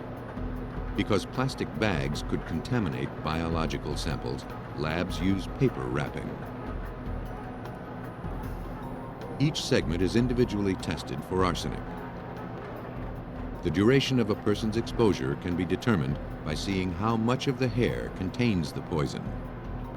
According to criminalist Gary Lawrence, it is not uncommon to find arsenic in any hair sample. Most people have a normal background level of arsenic within the body, and if they receive from some form an amount of arsenic that's abnormal to the body, I think the system has a way of working some of that out. If the arsenic were in the environment, investigators would expect to find minute traces along the length of the hair. If the poison were administered intentionally, it would usually appear as one big dose on the portion of hair closest to the scalp. I don't believe it's very easy to hide arsenic poisoning. It can be done, but again, even when you get up to the long-term dosages, even at low levels, the buildup of the arsenic within the body is eventually going to show up. The report showed normal trace levels of arsenic along most of the length of the hair. But on the segment closest to the scalp, the hair contained 13 times the normal amount of the poison. The results suggested that Jeannie Allen's death was no accident. Now let's get everything out of this closet. To find the source of the arsenic, police conducted a search of her house and confiscated all of the food and medicine they could find. About 100 items in all. At the Arkansas State Crime Lab, each sample was bombarded with X-rays in a technique called X-ray fluorescence.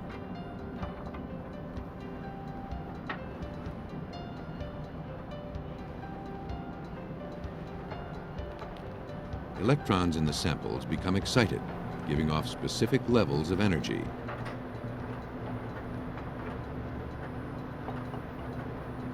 The lab looked for energy levels characteristic of arsenic. The lab tests for the samples taken from Jeannie Allen's home would take several months to complete. What's the problem? There's some very strange things going on in this house. In the meantime, police conducted interviews with her All of a neighbors. sudden, Georgia won't let me see her. I went It for wasn't Georgia's long house. before they narrowed their list of It's just suspects very from strange. 2 I understand to that there's 1. missing, that she's supposed to have. Many neighbors said that mysterious changes occurred once Georgia Weaver moved in. Jeannie Allen came outside less and less. Georgia collected the mail and ran errands. Jeannie soon stopped calling her friends. And when they tried to get in touch with her, Georgia was always there, blocking the way. If somebody went over there or called over there, Georgia answered the phone, Georgia came to the door, and they never saw Jeannie again. It was like she didn't exist, basically. Georgia checked the mail. Georgia basically took over the household, which made me suspicious that a grown lady that was not in any medical condition at that time, no senility or anything, would just let somebody take over their home like that. As suspicions began focusing on Georgia Weaver, investigators uncovered more to incriminate her. On December 22nd, just days after Jeannie Allen was admitted to the hospital, Georgia went to the bank and, using a power of attorney, closed Jeannie Allen's account. she took $1,300 and the contents of her safe deposit box.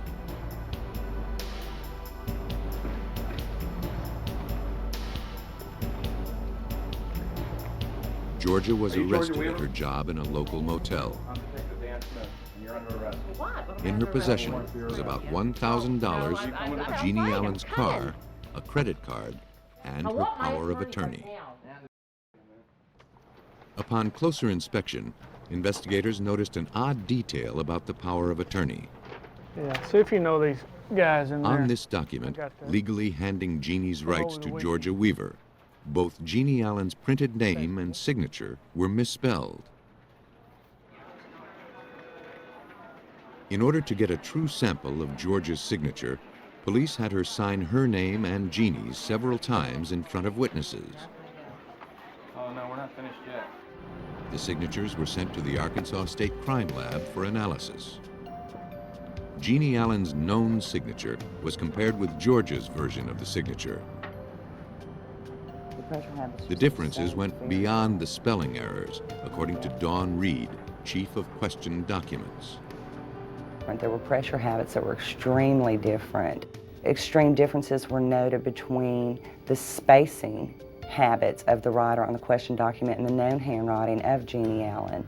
The uppercase J was a two-stroke J that Jeannie Allen usually wrote, and on the question document it was very flourished.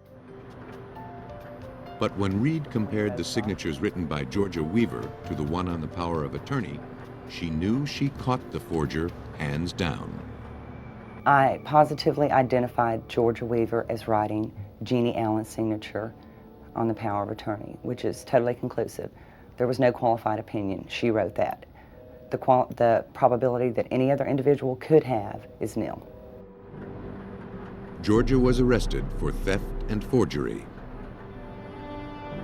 She may have been a killer, too, if investigators could only prove it. Georgia Weaver posted bond for her arrests on theft and forgery, but her troubles weren't over. A few weeks later, she was charged with stealing employee checks from the motel where she worked and forging the signatures on them. She was arrested again. Though she was proving to be a thief and a forger, investigators had nothing to tie her to the murder of her sister, Jeannie Allen.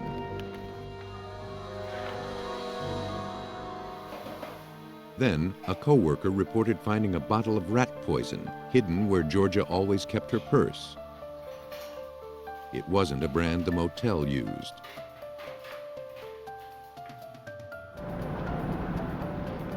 It was sent to the police and passed on to the Arkansas State Crime Lab for analysis. The active ingredient was arsenic. This evidence, tangible but circumstantial, was the first to link Georgia to the poison. Now, investigators needed to link the source of the poison to her sister. In August 1993, the extensive tests on items from Jeannie Allen's home were complete. Arsenic was discovered in 2 containers of punch and a bottle of cold medicine. The link was established. Detective Moore only hoped it was strong enough. At that point, I felt we had what we needed to bring her to justice. We knew that it would be a battle as far as getting her convicted, but we didn't feel that we had any other choice but to try to get her put in prison where we felt she belonged. From the evidence, investigators surmised that after ingratiating herself with her sister, Georgia began spiking her medicine and beverages with the rat poison she kept hidden at her workplace, finally killing her with one big dose.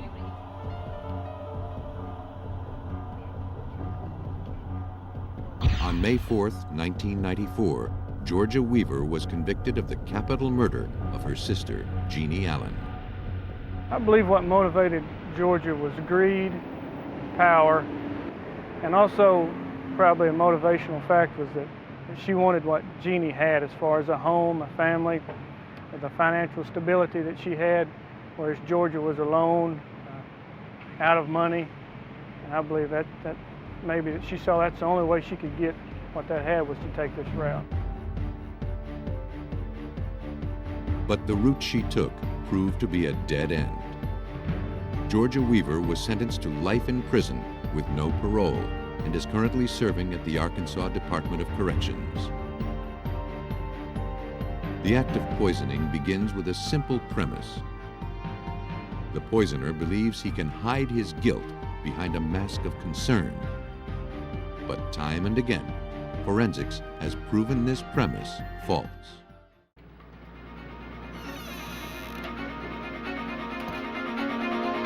When 3 women vanish without a trace, investigators comb for clues and find themselves on the trail of a savvy serial killer.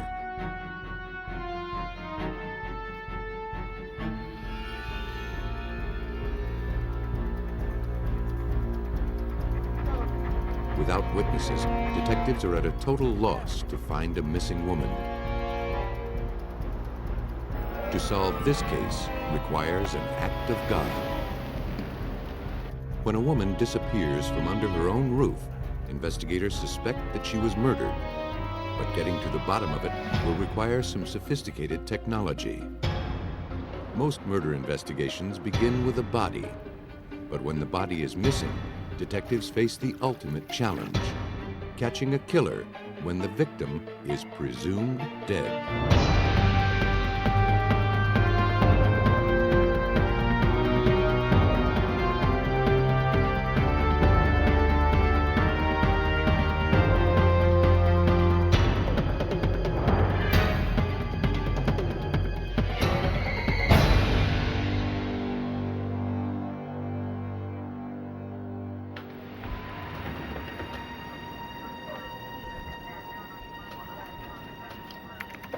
Tips hotline. It was a Monday, June 19, 1989, when you police got in the your Kansas City suburb of Overland Park, Kansas, received a call from worried parents.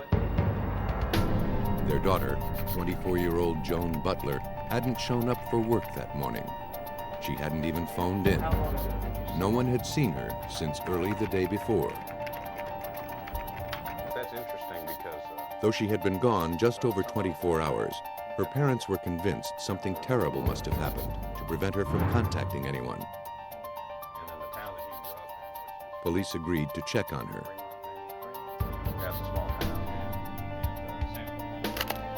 When investigators searched Joan's apartment with one of her friends, they found no sign of her. And according to Detective Pat Hinkle, no sign that she planned on being away. No bags had been packed. Her makeup was still around the sink.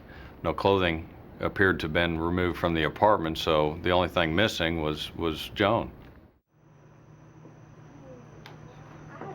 They learned that Joan had spent Saturday night with her girlfriends. Yeah, they're great.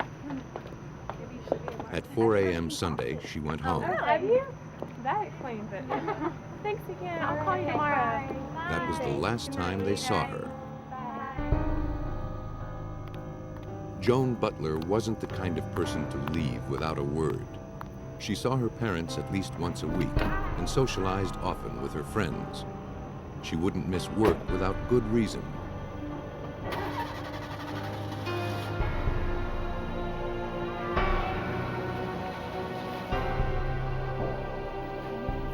In her apartment, her friend pointed out to police the clothes Joan was last seen wearing, so she had definitely made it home. But her purse, wallet, and her car were missing.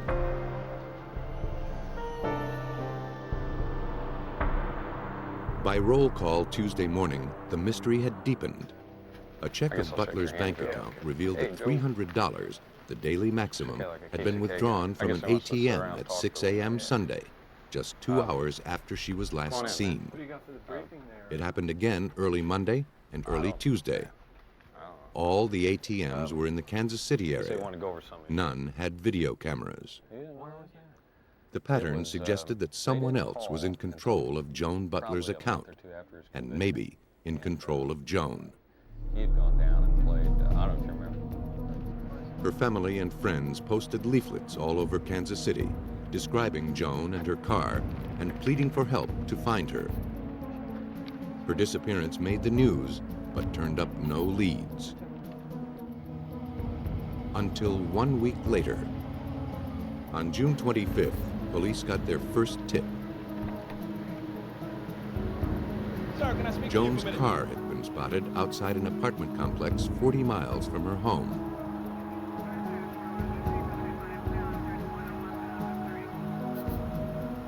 The man with Joan's keys told the officer that he borrowed them from his buddy inside. The officer suggested they go in and sort things out. The suspect began to escort the officer inside, then took off.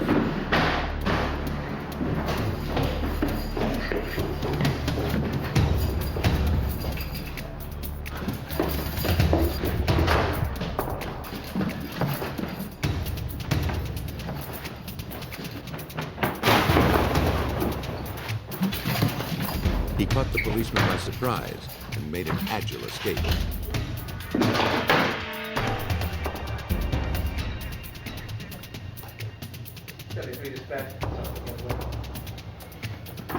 The officer learned that the fugitive was a painting contractor named Ricky Cho, and the men were his crew. They also told him that Cho recently started driving a new red car, Joan Butler's car.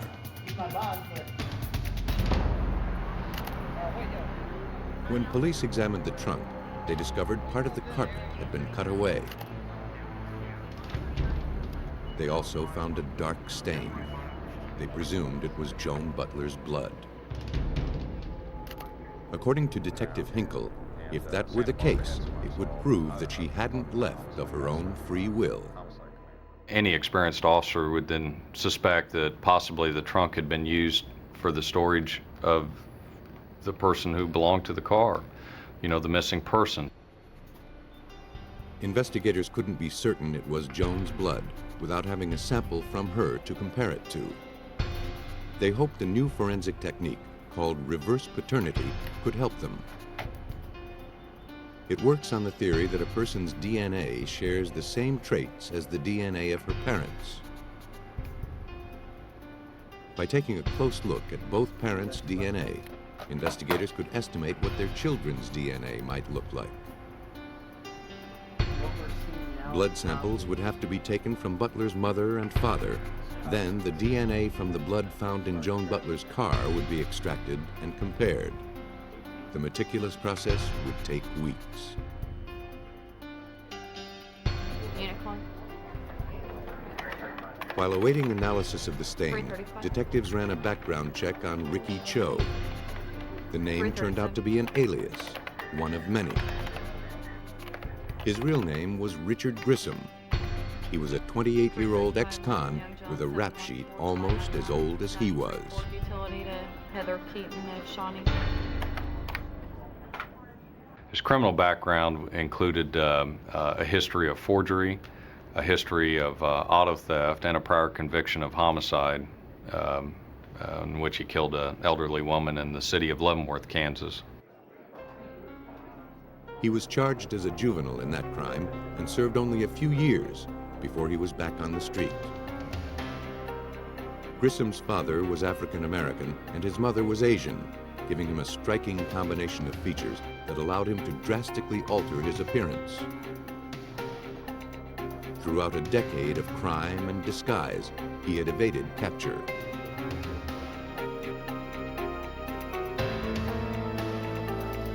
Police worked the equation: a young woman's sudden disappearance, a drained bank account, and a stolen car. Factor in a convicted killer named Richard Grissom, and the result pointed to kidnapping, possibly murder. If Joan Butler wasn't dead yet, investigators feared she soon would be. Police fanned out across Kansas City, interviewing friends and colleagues of Grissom, but no one admitted seeing him. After Joan Butler's bank account was emptied, her trail evaporated too. Investigators had no more leads.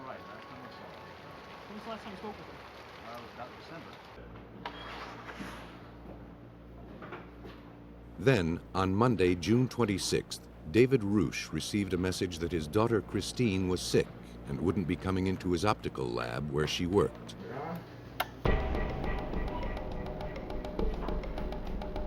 Later that day, Roosh went to her home to check on her. She wasn't there.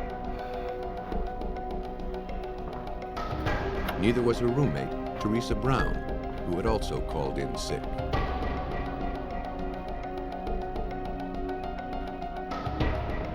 Christine's car was gone. Neither woman had checked into a hospital, and none of their friends had seen them. The women seemed to have simply vanished. Good day. The next day, their families filed missing persons reports. Hey, you're here.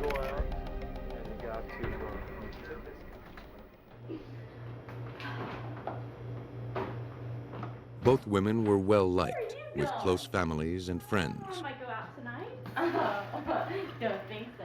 Christine, age 22, enjoyed working at her dad's shop. Teresa, also 22, had saved enough money to enroll in college. Neither woman had any problems to speak of, and neither was the kind to shirk her responsibilities. Their behavior, like the mess in their home, was out of character.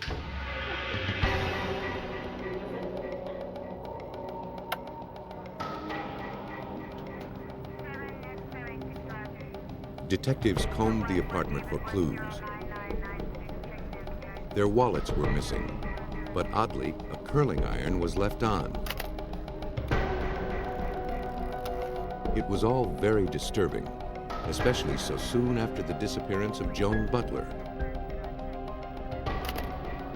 Detectives collected hairs and fibers, including 2 dark hairs found in the roommate's bedding that didn't seem to belong to either woman. No blood was found in the apartment, no weapon, no sign of forced entry or struggle.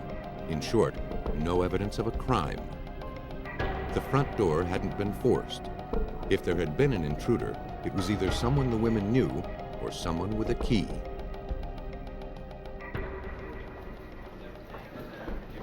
It wasn't much of a case to hand District Attorney Paul Morrison. We didn't have a crime scene here.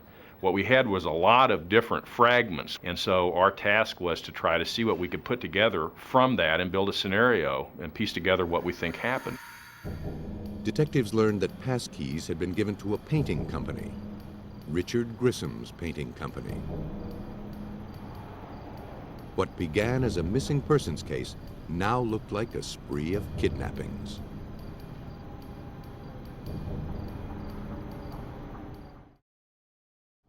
The day after police searched Christine and Teresa's apartment, Christine's abandoned car was found a few hundred yards from her home.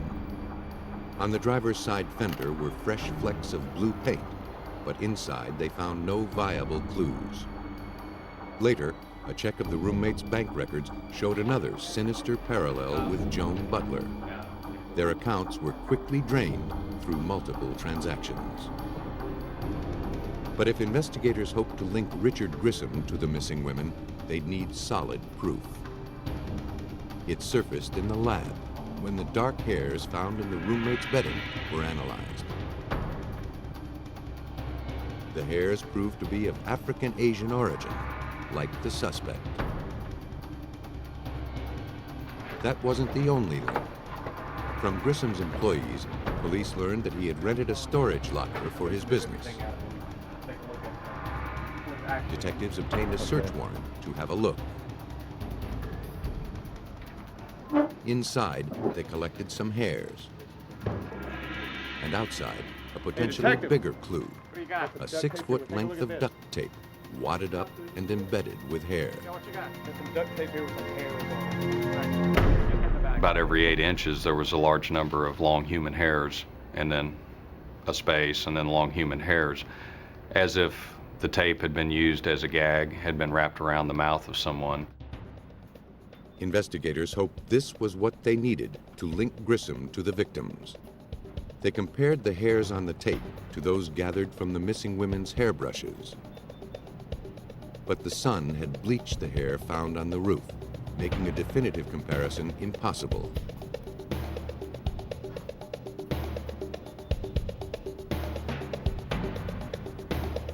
That, along with the gag, suggested she had been held there against her will. The discovery raised more questions than it answered. Why was there no sign of her roommate, Teresa Brown, or of Joan Butler? Where were the women now? While investigators pondered these questions, the case progressed on another front. The results from the testing of the bloodstain found in Joan Butler's trunk had come back from the lab. The DNA in the sample closely matched DNA from her parents.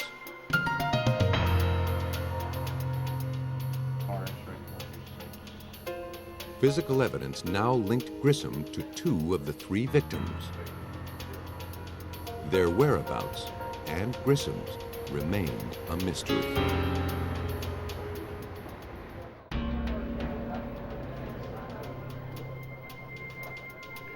As police searched for Richard Grissom, their hunt led them from Kansas City to Grandview, Missouri, 22 miles away.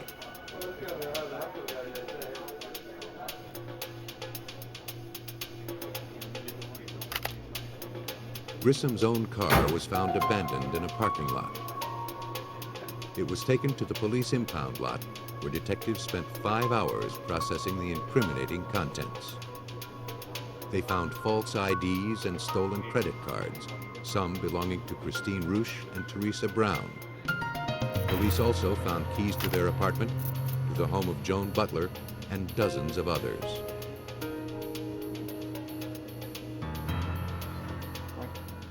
Family members were brought in to identify the items.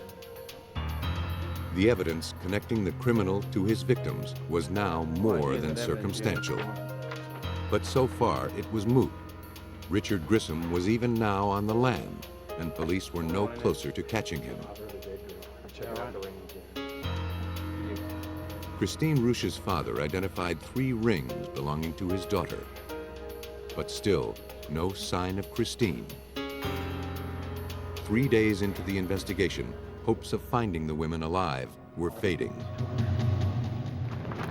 As police continued to dig, they learned through an informant that on the very day that Rusch and Brown disappeared, Grissom had rented a second storage locker in the Kansas City suburb of Stanley. He stopped using it just 3 days later. The manager told police a young woman had paid for the unit, but she filled out the application under the direction of a man. The manager couldn't positively identify Grissom's picture. She recalled that the woman seemed distressed, like she needed help. She signed her name Rusch.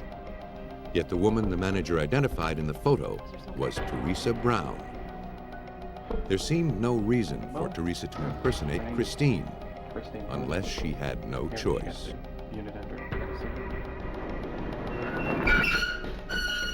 Detectives searched the locker, but found no signs of violence or other leads. Then, on their way out, they spotted something familiar: blue paint. This storage facility had a computerized gate access where you have to drive up, punch in a series of codes, your PIN, if you will, and then it would allow you entry into the storage facility. The poles were set rather close to the touchpad, and it was apparent that several cars had run into these poles in the past. The paint was similar to the paint found on Christine's car. Police took chips from the poles and the vehicle and sent them to the Johnson County Crime Lab, where forensic examiner Gary Dirks analyzed them. The question paint chip displayed no differences when compared against known paint that was removed from a blue concrete pole beside the storage shed that Richard Grissom rented. The blue chip helped police paint a picture of what might have happened in the storage shed. Our belief of the coming and goings from this storage facility was that that's where he was hiding out. That's where he was hiding from the police, and that's where he most likely was hiding Christine Rouge and very possibly Teresa Brown.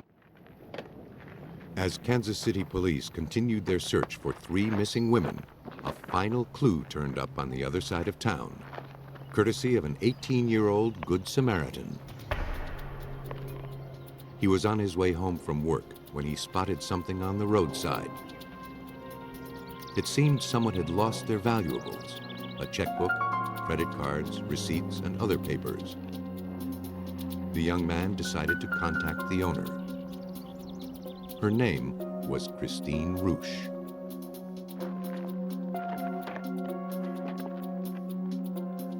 Police found 4 checks unaccounted for in the ledger. They were traced and recovered. On the morning of Monday, June 26th, the day Christine called in sick, she cashed them at the drive-up windows of 4 branches of her bank. Within an hour, her account was emptied of $2,400. None of the transactions were filmed, but police believed Grissom was with Christine. You can look at her checks as she signs them that morning. Clearly, Christine Rouge, very steady, legible handwriting. With each check, the signature degrades more and more and more to the point that the last one, you almost can't read it. And you can only imagine, Christine sitting in the front seat of a car, knowing that what her fate might be. At 10 p.m. that same day, Christine drove to an ATM in Belton, Missouri, and cleaned out the bank account of her friend, Teresa Brown. Police believed by this point Grissom had already killed Teresa, and Christine was next. These are the last photos taken of Christine alive. Kansas City police were desperate to capture the elusive Richard Grissom. Then they got a break. Grissom slipped up and told friends where he was heading. They informed the police, who apprehended him in Texas and brought him back to Kansas. You grow up in the area? Leavenworth. Well, the police still had no bodies, but they had a long chain of evidence leading to Richard Grissom. Besides the stolen jewelry and emptied bank accounts, they amassed a wealth of forensic evidence: bloodstains, paint flakes, and hair samples. Each forensic piece of evidence by itself probably did not make or break the case, but the consistent thing about all those small pieces of evidence were that they all pointed directly at Richard Grissom as being the perpetrator of these crimes. On November 4th, 1990, Richard Grissom was convicted of kidnapping, robbery, theft, fraud, and murder. He's serving multiple life sentences in the Kansas State Prison.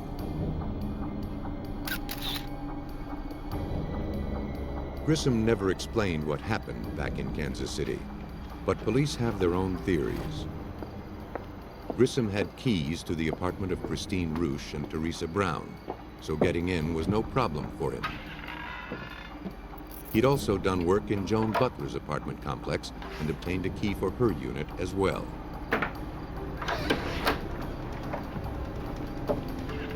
To this day, the whereabouts of the missing women remains a mystery, closely guarded by Richard Grissom. I think Grissom is a true power freak, and I believe that this is his last act of defiance, that he was able to get over on the police, be able to prove that he is superior in some manner, because the investigators have never been able to find the bodies, and I think that's his last card. A determined, experienced killer can tax a police department's resources, but so can a killer who acts on impulse. Elizabeth, New Jersey is an industrial town and a residential suburb of New York City. Like any city, it has its share of crime, and its police force is trained to handle whatever might come up, through deadly force or shrewd detective work. Once a criminal is in their sights, they don't give up.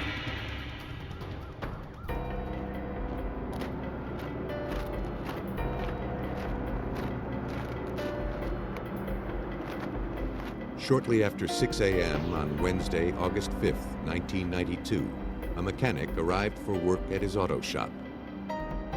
He spotted a car parked out front that didn't belong there. He found out the owner was Karen Sherrier. He phoned her to pick up her car, but her parents said she wasn't home. They hadn't heard from her in 2 days.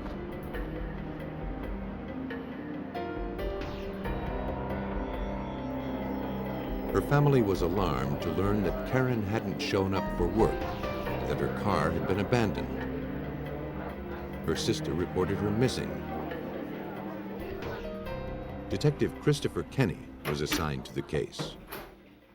The family was definitely concerned right from the beginning. It was unlike her to not call anybody or contact anybody over a period of time.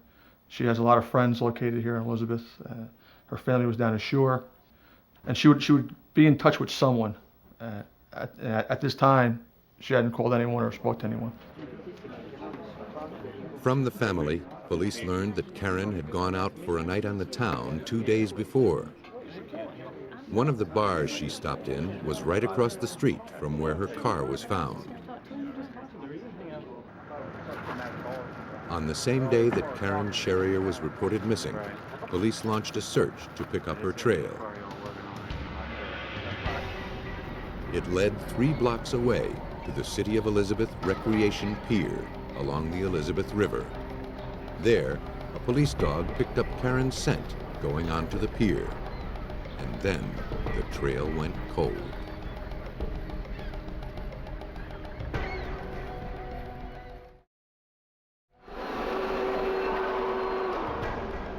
The search for Karen Sherrier took New Jersey detectives back to the last place she was seen, the bar across the street from where her car was parked.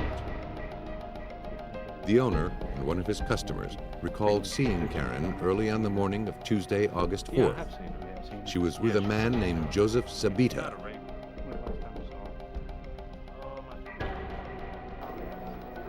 Detectives called Zabita in for questioning after learning that he had been paroled from prison just a few months before. According to Detective Kenny, at this point, he seemed a likely suspect. The criminal history showed that he had been arrested numerous times in the past, and that he had also been arrested for a rape and had spent time in prison for a rape. Zabita admitted being with Sherrier the night she vanished. He explained they went bar hopping on Monday the 3rd, and early on the morning of the 4th wound up at a tavern on Front Street. He said Sherrier was giving him a ride home when they passed a man she knew. She stopped, Zabita got out, the other man got in.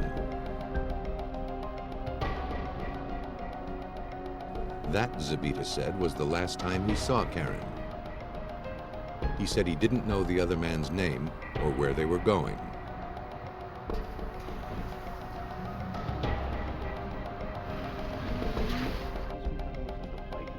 During the interview, detectives noticed a crescent-shaped bruise on Zabita's arm.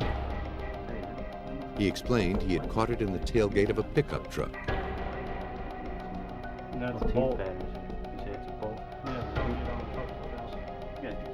He allowed the detectives to take photographs for the record.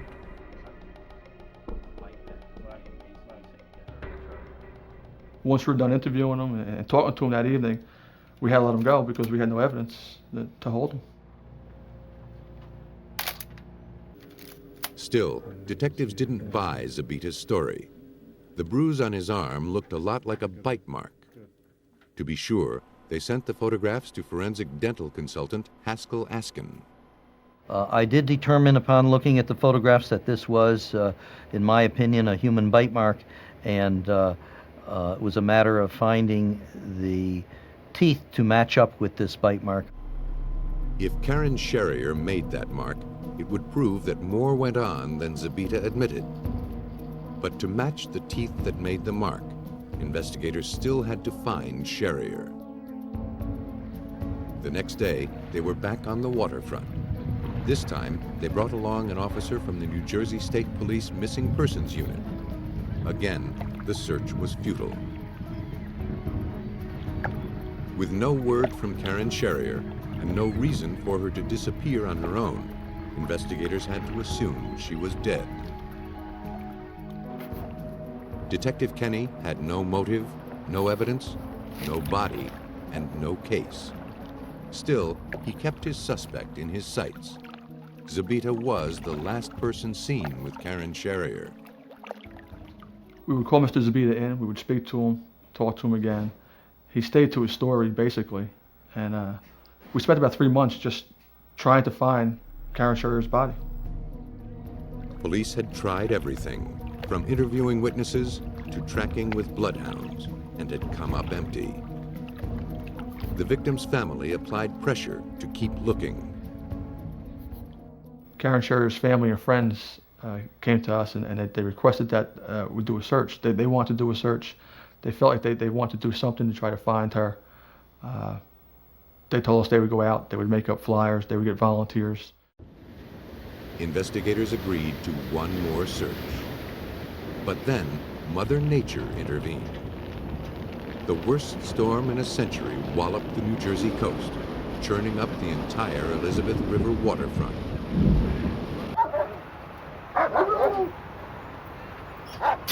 Once the flooding subsided, Sherrier's family insisted that the search proceed. Some 30 police officers, firefighters, and civilians combed the banks of the Elizabeth River, not far from where Karen's car had been found. But the odds of finding anything now seemed astronomical.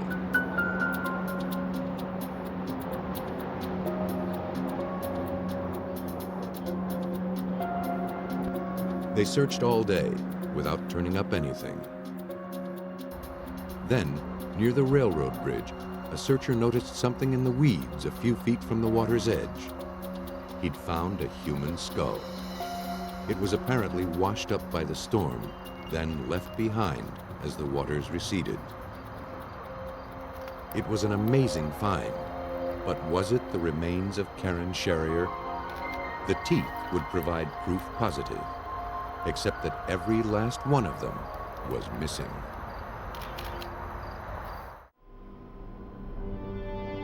The search for Karen Sherrier turned up a skull in the Elizabeth River, but without the teeth, the first solid clue seemed utterly useless. Investigators brought Haskell Askin back on the case to apply his expertise. His first finding was unsettling. Examination of the skull suggested to me that the teeth had been forcibly or traumatically removed from the skull. Even though the teeth were missing, Askin found distinguishing traits in the skull. The shape of the sockets where the teeth had been, the shape of the roots, and a distinctively shaped bone along the sinuses. Askin then compared his findings to skull x-rays taken by Sherrier's dentist. There was no doubt in Askin's mind. The skull was Karen Sherrier's. Armed with these findings, detectives returned to the Zabita household and served an arrest warrant on Joseph Zabita.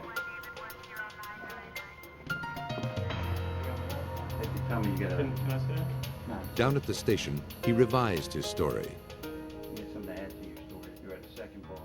We explained to him what we believe happened. We told him what evidence we did have. After talking with Joe Zabita for a little bit of time, Joe Zabita admitted to us that he did, in fact, kill Karen Sherrier. As before, Zabita said they left the tavern in the victim's car. By now, they had spent several hours together, and he had slowly won Sherrier's trust. Then, he betrayed it. They drove to an access road down by the Elizabeth River. There, he ordered her to stop the car. They began to fight, and Zabita hit Karen in the face. He couldn't recall how many times. He struck her. Once he struck her, she wasn't moving. He was nervous, worried. Zabita left her there. Then he parked her car across from the auto body shop and walked home. What happened there? Zabita never explained why he cut off the victim's head. Police speculate that Zabita, worried after being questioned about the crime, returned to the scene and tried to destroy the victim's physical identification. In our legal system, a confession may not guarantee a conviction. Cases are won on the merits of the evidence. Without the victim's teeth, investigators couldn't prove she made the bite mark on Zabita's arm. They had nothing to definitively link the suspect to her. So they asked Zabita to show them where he dumped the body.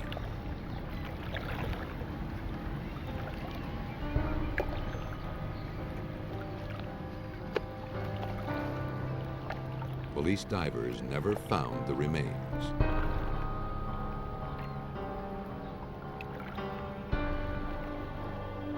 Detectives built their case on what they had. Eyewitnesses who saw Zabita with the victim on her last night alive, and the x-rays of the victim's skull. Joseph Zabita pled guilty to aggravated manslaughter and was sentenced to life in prison. He won't be eligible for parole for 25 years. Investigators traced Karen Sherrier's murder to a chance meeting with a sinister stranger. Detectives in South Portland, Maine, had far less to go on. On August 16, 1991, police were called to the home of William and Pearl Bruns. Pearl's daughter, Elaine, was worried because she hadn't heard from her mother in 3 days. So when was the last time you spoke with your mother? Pearl never went far from home and always phoned her. Detective Linda Barker spoke with Elaine. The daughter was very adamant that her mother always called her at least once or twice during the week. She calls me like 2-3 times a week. I haven't heard from her in a couple of days now. And that's Inside, unusual? the first thing the detective noticed was droplets of dried blood starting in the kitchen sink and trailing through the house. I saw drops of blood at the sink. I saw drops of blood as you go into the bathroom and in the bathroom sink. Indeed, there was a lot of drops of blood in various places throughout the home. Elaine explained that her mother was a hemophiliac and bled easily when cut. Pearl had cut herself in the kitchen on the day Elaine last saw her and had rushed to the bathroom to dress the wound. Can I show you the rest of the house? Sure. Along the way, she must have left a trail. Aside from the disconcerting bloodstains, most of the Bruns' home was neat and orderly, but the bedroom was a shambles. Yeah, I don't know where she would have been going, but this is not the way she passed. It looked as though Pearl was interrupted while packing to leave. Oh, look, there's some more blood. On the suitcase were more drops of blood. Like I said, even a small cut. Well, I mean, it's unusual just that, she had... On the bookcase, Elaine noticed something that upset her more than the blood. Well, she never took her this mother's ring off. friendship This is ring. from her best friend. She got it 14 years ago, and it's never... Elaine explained that Pearl never went anywhere without it. And you just now found that? Yes. She also said that Pearl had not taken her car. Pearl loved her Cadillac, and it was still sitting in the garage. And she said there was no way her mother would leave without her beloved Cadillac. The Cadillac might have been the only beloved thing in the home. After 5 years, the Bruns' marriage had soured. Elaine said when she last saw Pearl, she was depressed. Her credit cards were maxed out. Her husband complained of Pearl's spending. Pearl had told Elaine, "I'd be better off dead." She wondered if Pearl might have done something rash. There was no sign of her anywhere in the house.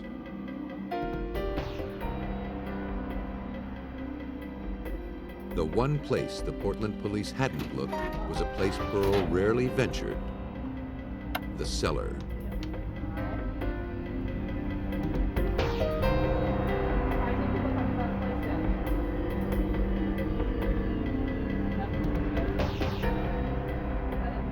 They didn't find her, but they found more blood. It was red, not brown, so it looked fresh. You do agree this doesn't look like it's blood? With Pearl nowhere to be found, the logical person to question was her husband, William.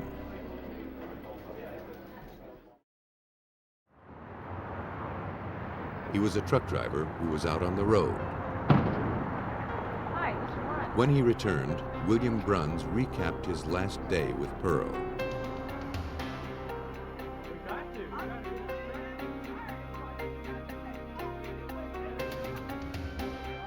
After Elaine left, he said, an argument broke out over the same old thing: money.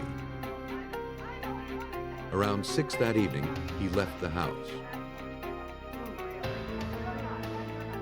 He said he went to a donut shop, ran some errands, then stopped for dinner.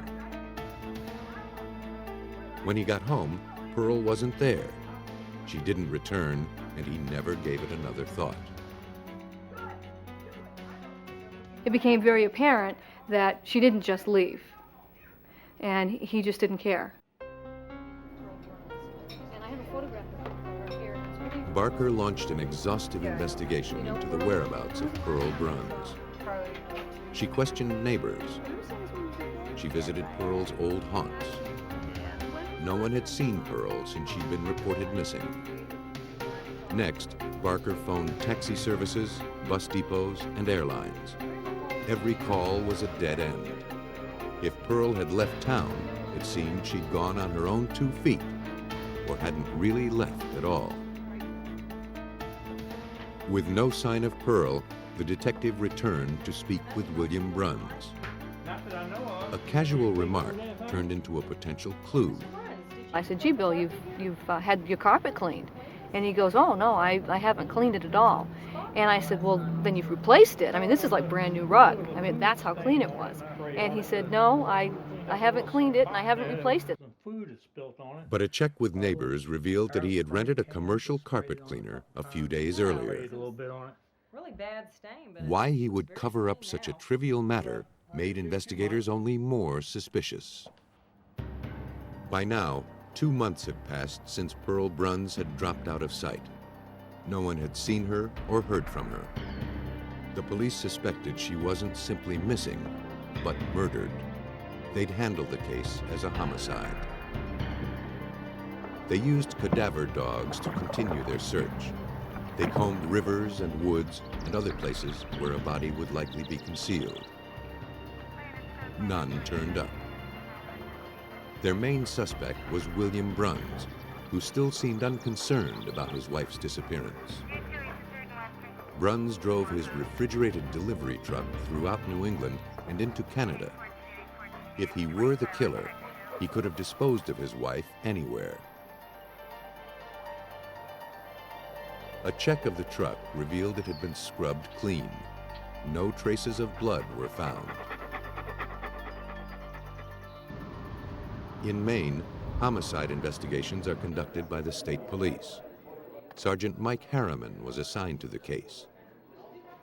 Harriman began with the Brunses' home, if only to rule it out. We wanted to better search the home and the surrounding areas to see if possibly Pearl's remains were within the home, in the basement, or in the surrounding area, possibly buried in a shallow grave. On November 17th, investigators paid another visit to William Bruns. This time, they brought a cadaver dog to search the woods around the house. The search was another dead end. In the cellar, the dog detected something. Yet when police dug, they found nothing. It likely will be. While the search Not was mine. proceeding, Harriman interviewed William Bruns. Suddenly, the normally stoic Bruns seemed shaken. all right. He broke down and started crying. And we thought, well, maybe we're going to begin to hear something here. And then he just reiterated, I wouldn't hurt my Pearlie. Now that the case had moved from missing persons to homicide, the detectives analyzed the dark brown stains found all over the Bruns' home. Maybe not all of it was pearls. Perhaps it wasn't even blood. They didn't want to overlook any detail. At the State Crime Lab, forensics expert Ron Kaufman ran 2 tests. The first simple test would determine if the stains were actually blood. It proved positive. The second test would determine if the blood was human. He used an enzyme that reacts to human blood proteins. It reacted, proving the blood was human. But the lab couldn't determine if the blood was pearls. We had no record of Mrs. Bruns' blood type.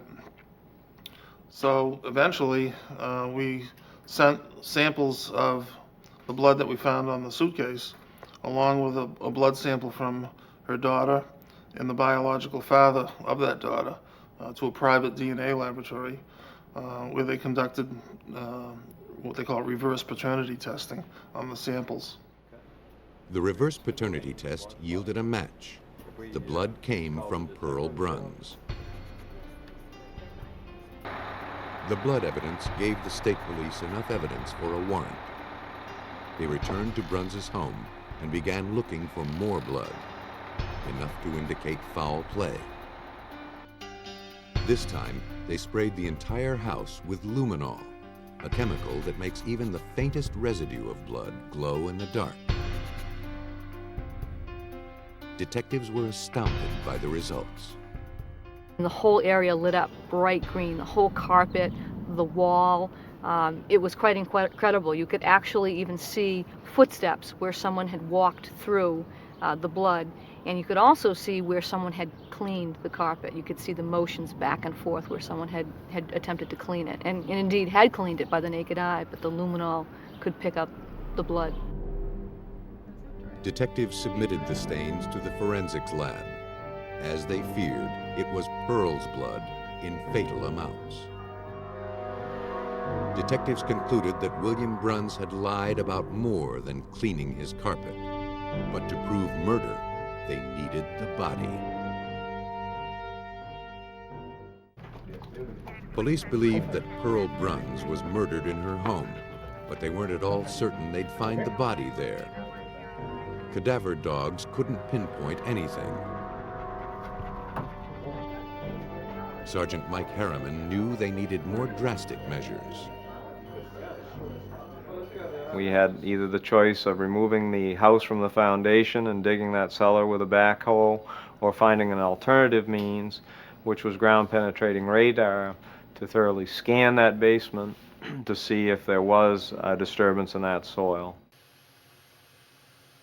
Ground-penetrating radar beams high-frequency radio waves into the earth. The reflected waves can detect anything from fuel tanks to power lines by revealing changes in the soil structure. Detectives turned to geophysicist Scott Culkin to conduct the search. If you think of soil layers being laid down horizontally, they have a certain structure.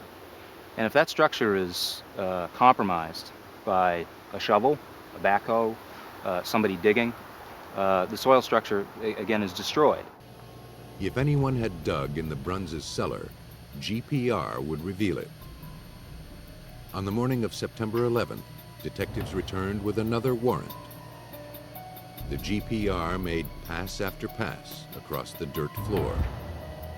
We have one depression. About 90 minutes into the survey, the GPR detected an anomaly, a spot where the soil was disturbed. We informed the Maine State Police of the presence of an anomalous area, and that anomalous area was approximately 5 feet by 18 inches wide, suggesting the presence of some sort of burial pit. Something was down there. The digging began.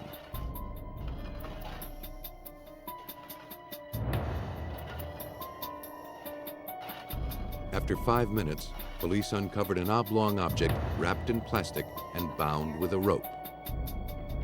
It was a human body. The body was taken to the medical examiner's office for autopsy. On one arm, they found a wristwatch with a name engraved, Pearl Bruns. The examination showed the victim had been struck hard across the face.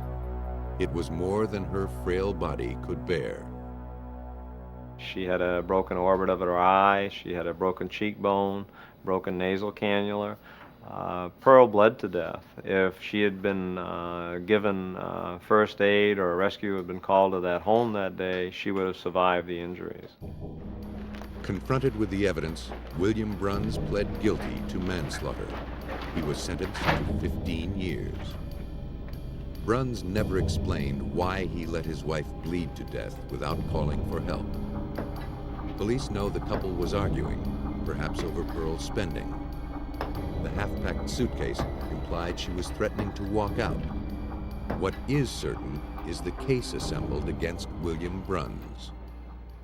The forensics in this case was extremely important. I had done a considerable amount of legwork over the past year, and yet didn't have the tools that the state police actually had. The cadaver sniffing dog, the luminol, the access to the ground penetrating radar. All these tools made the discovery of Pearl's body possible. Without that, we could literally still be looking for her. Time was, police had to produce a body to prove a murder. No more.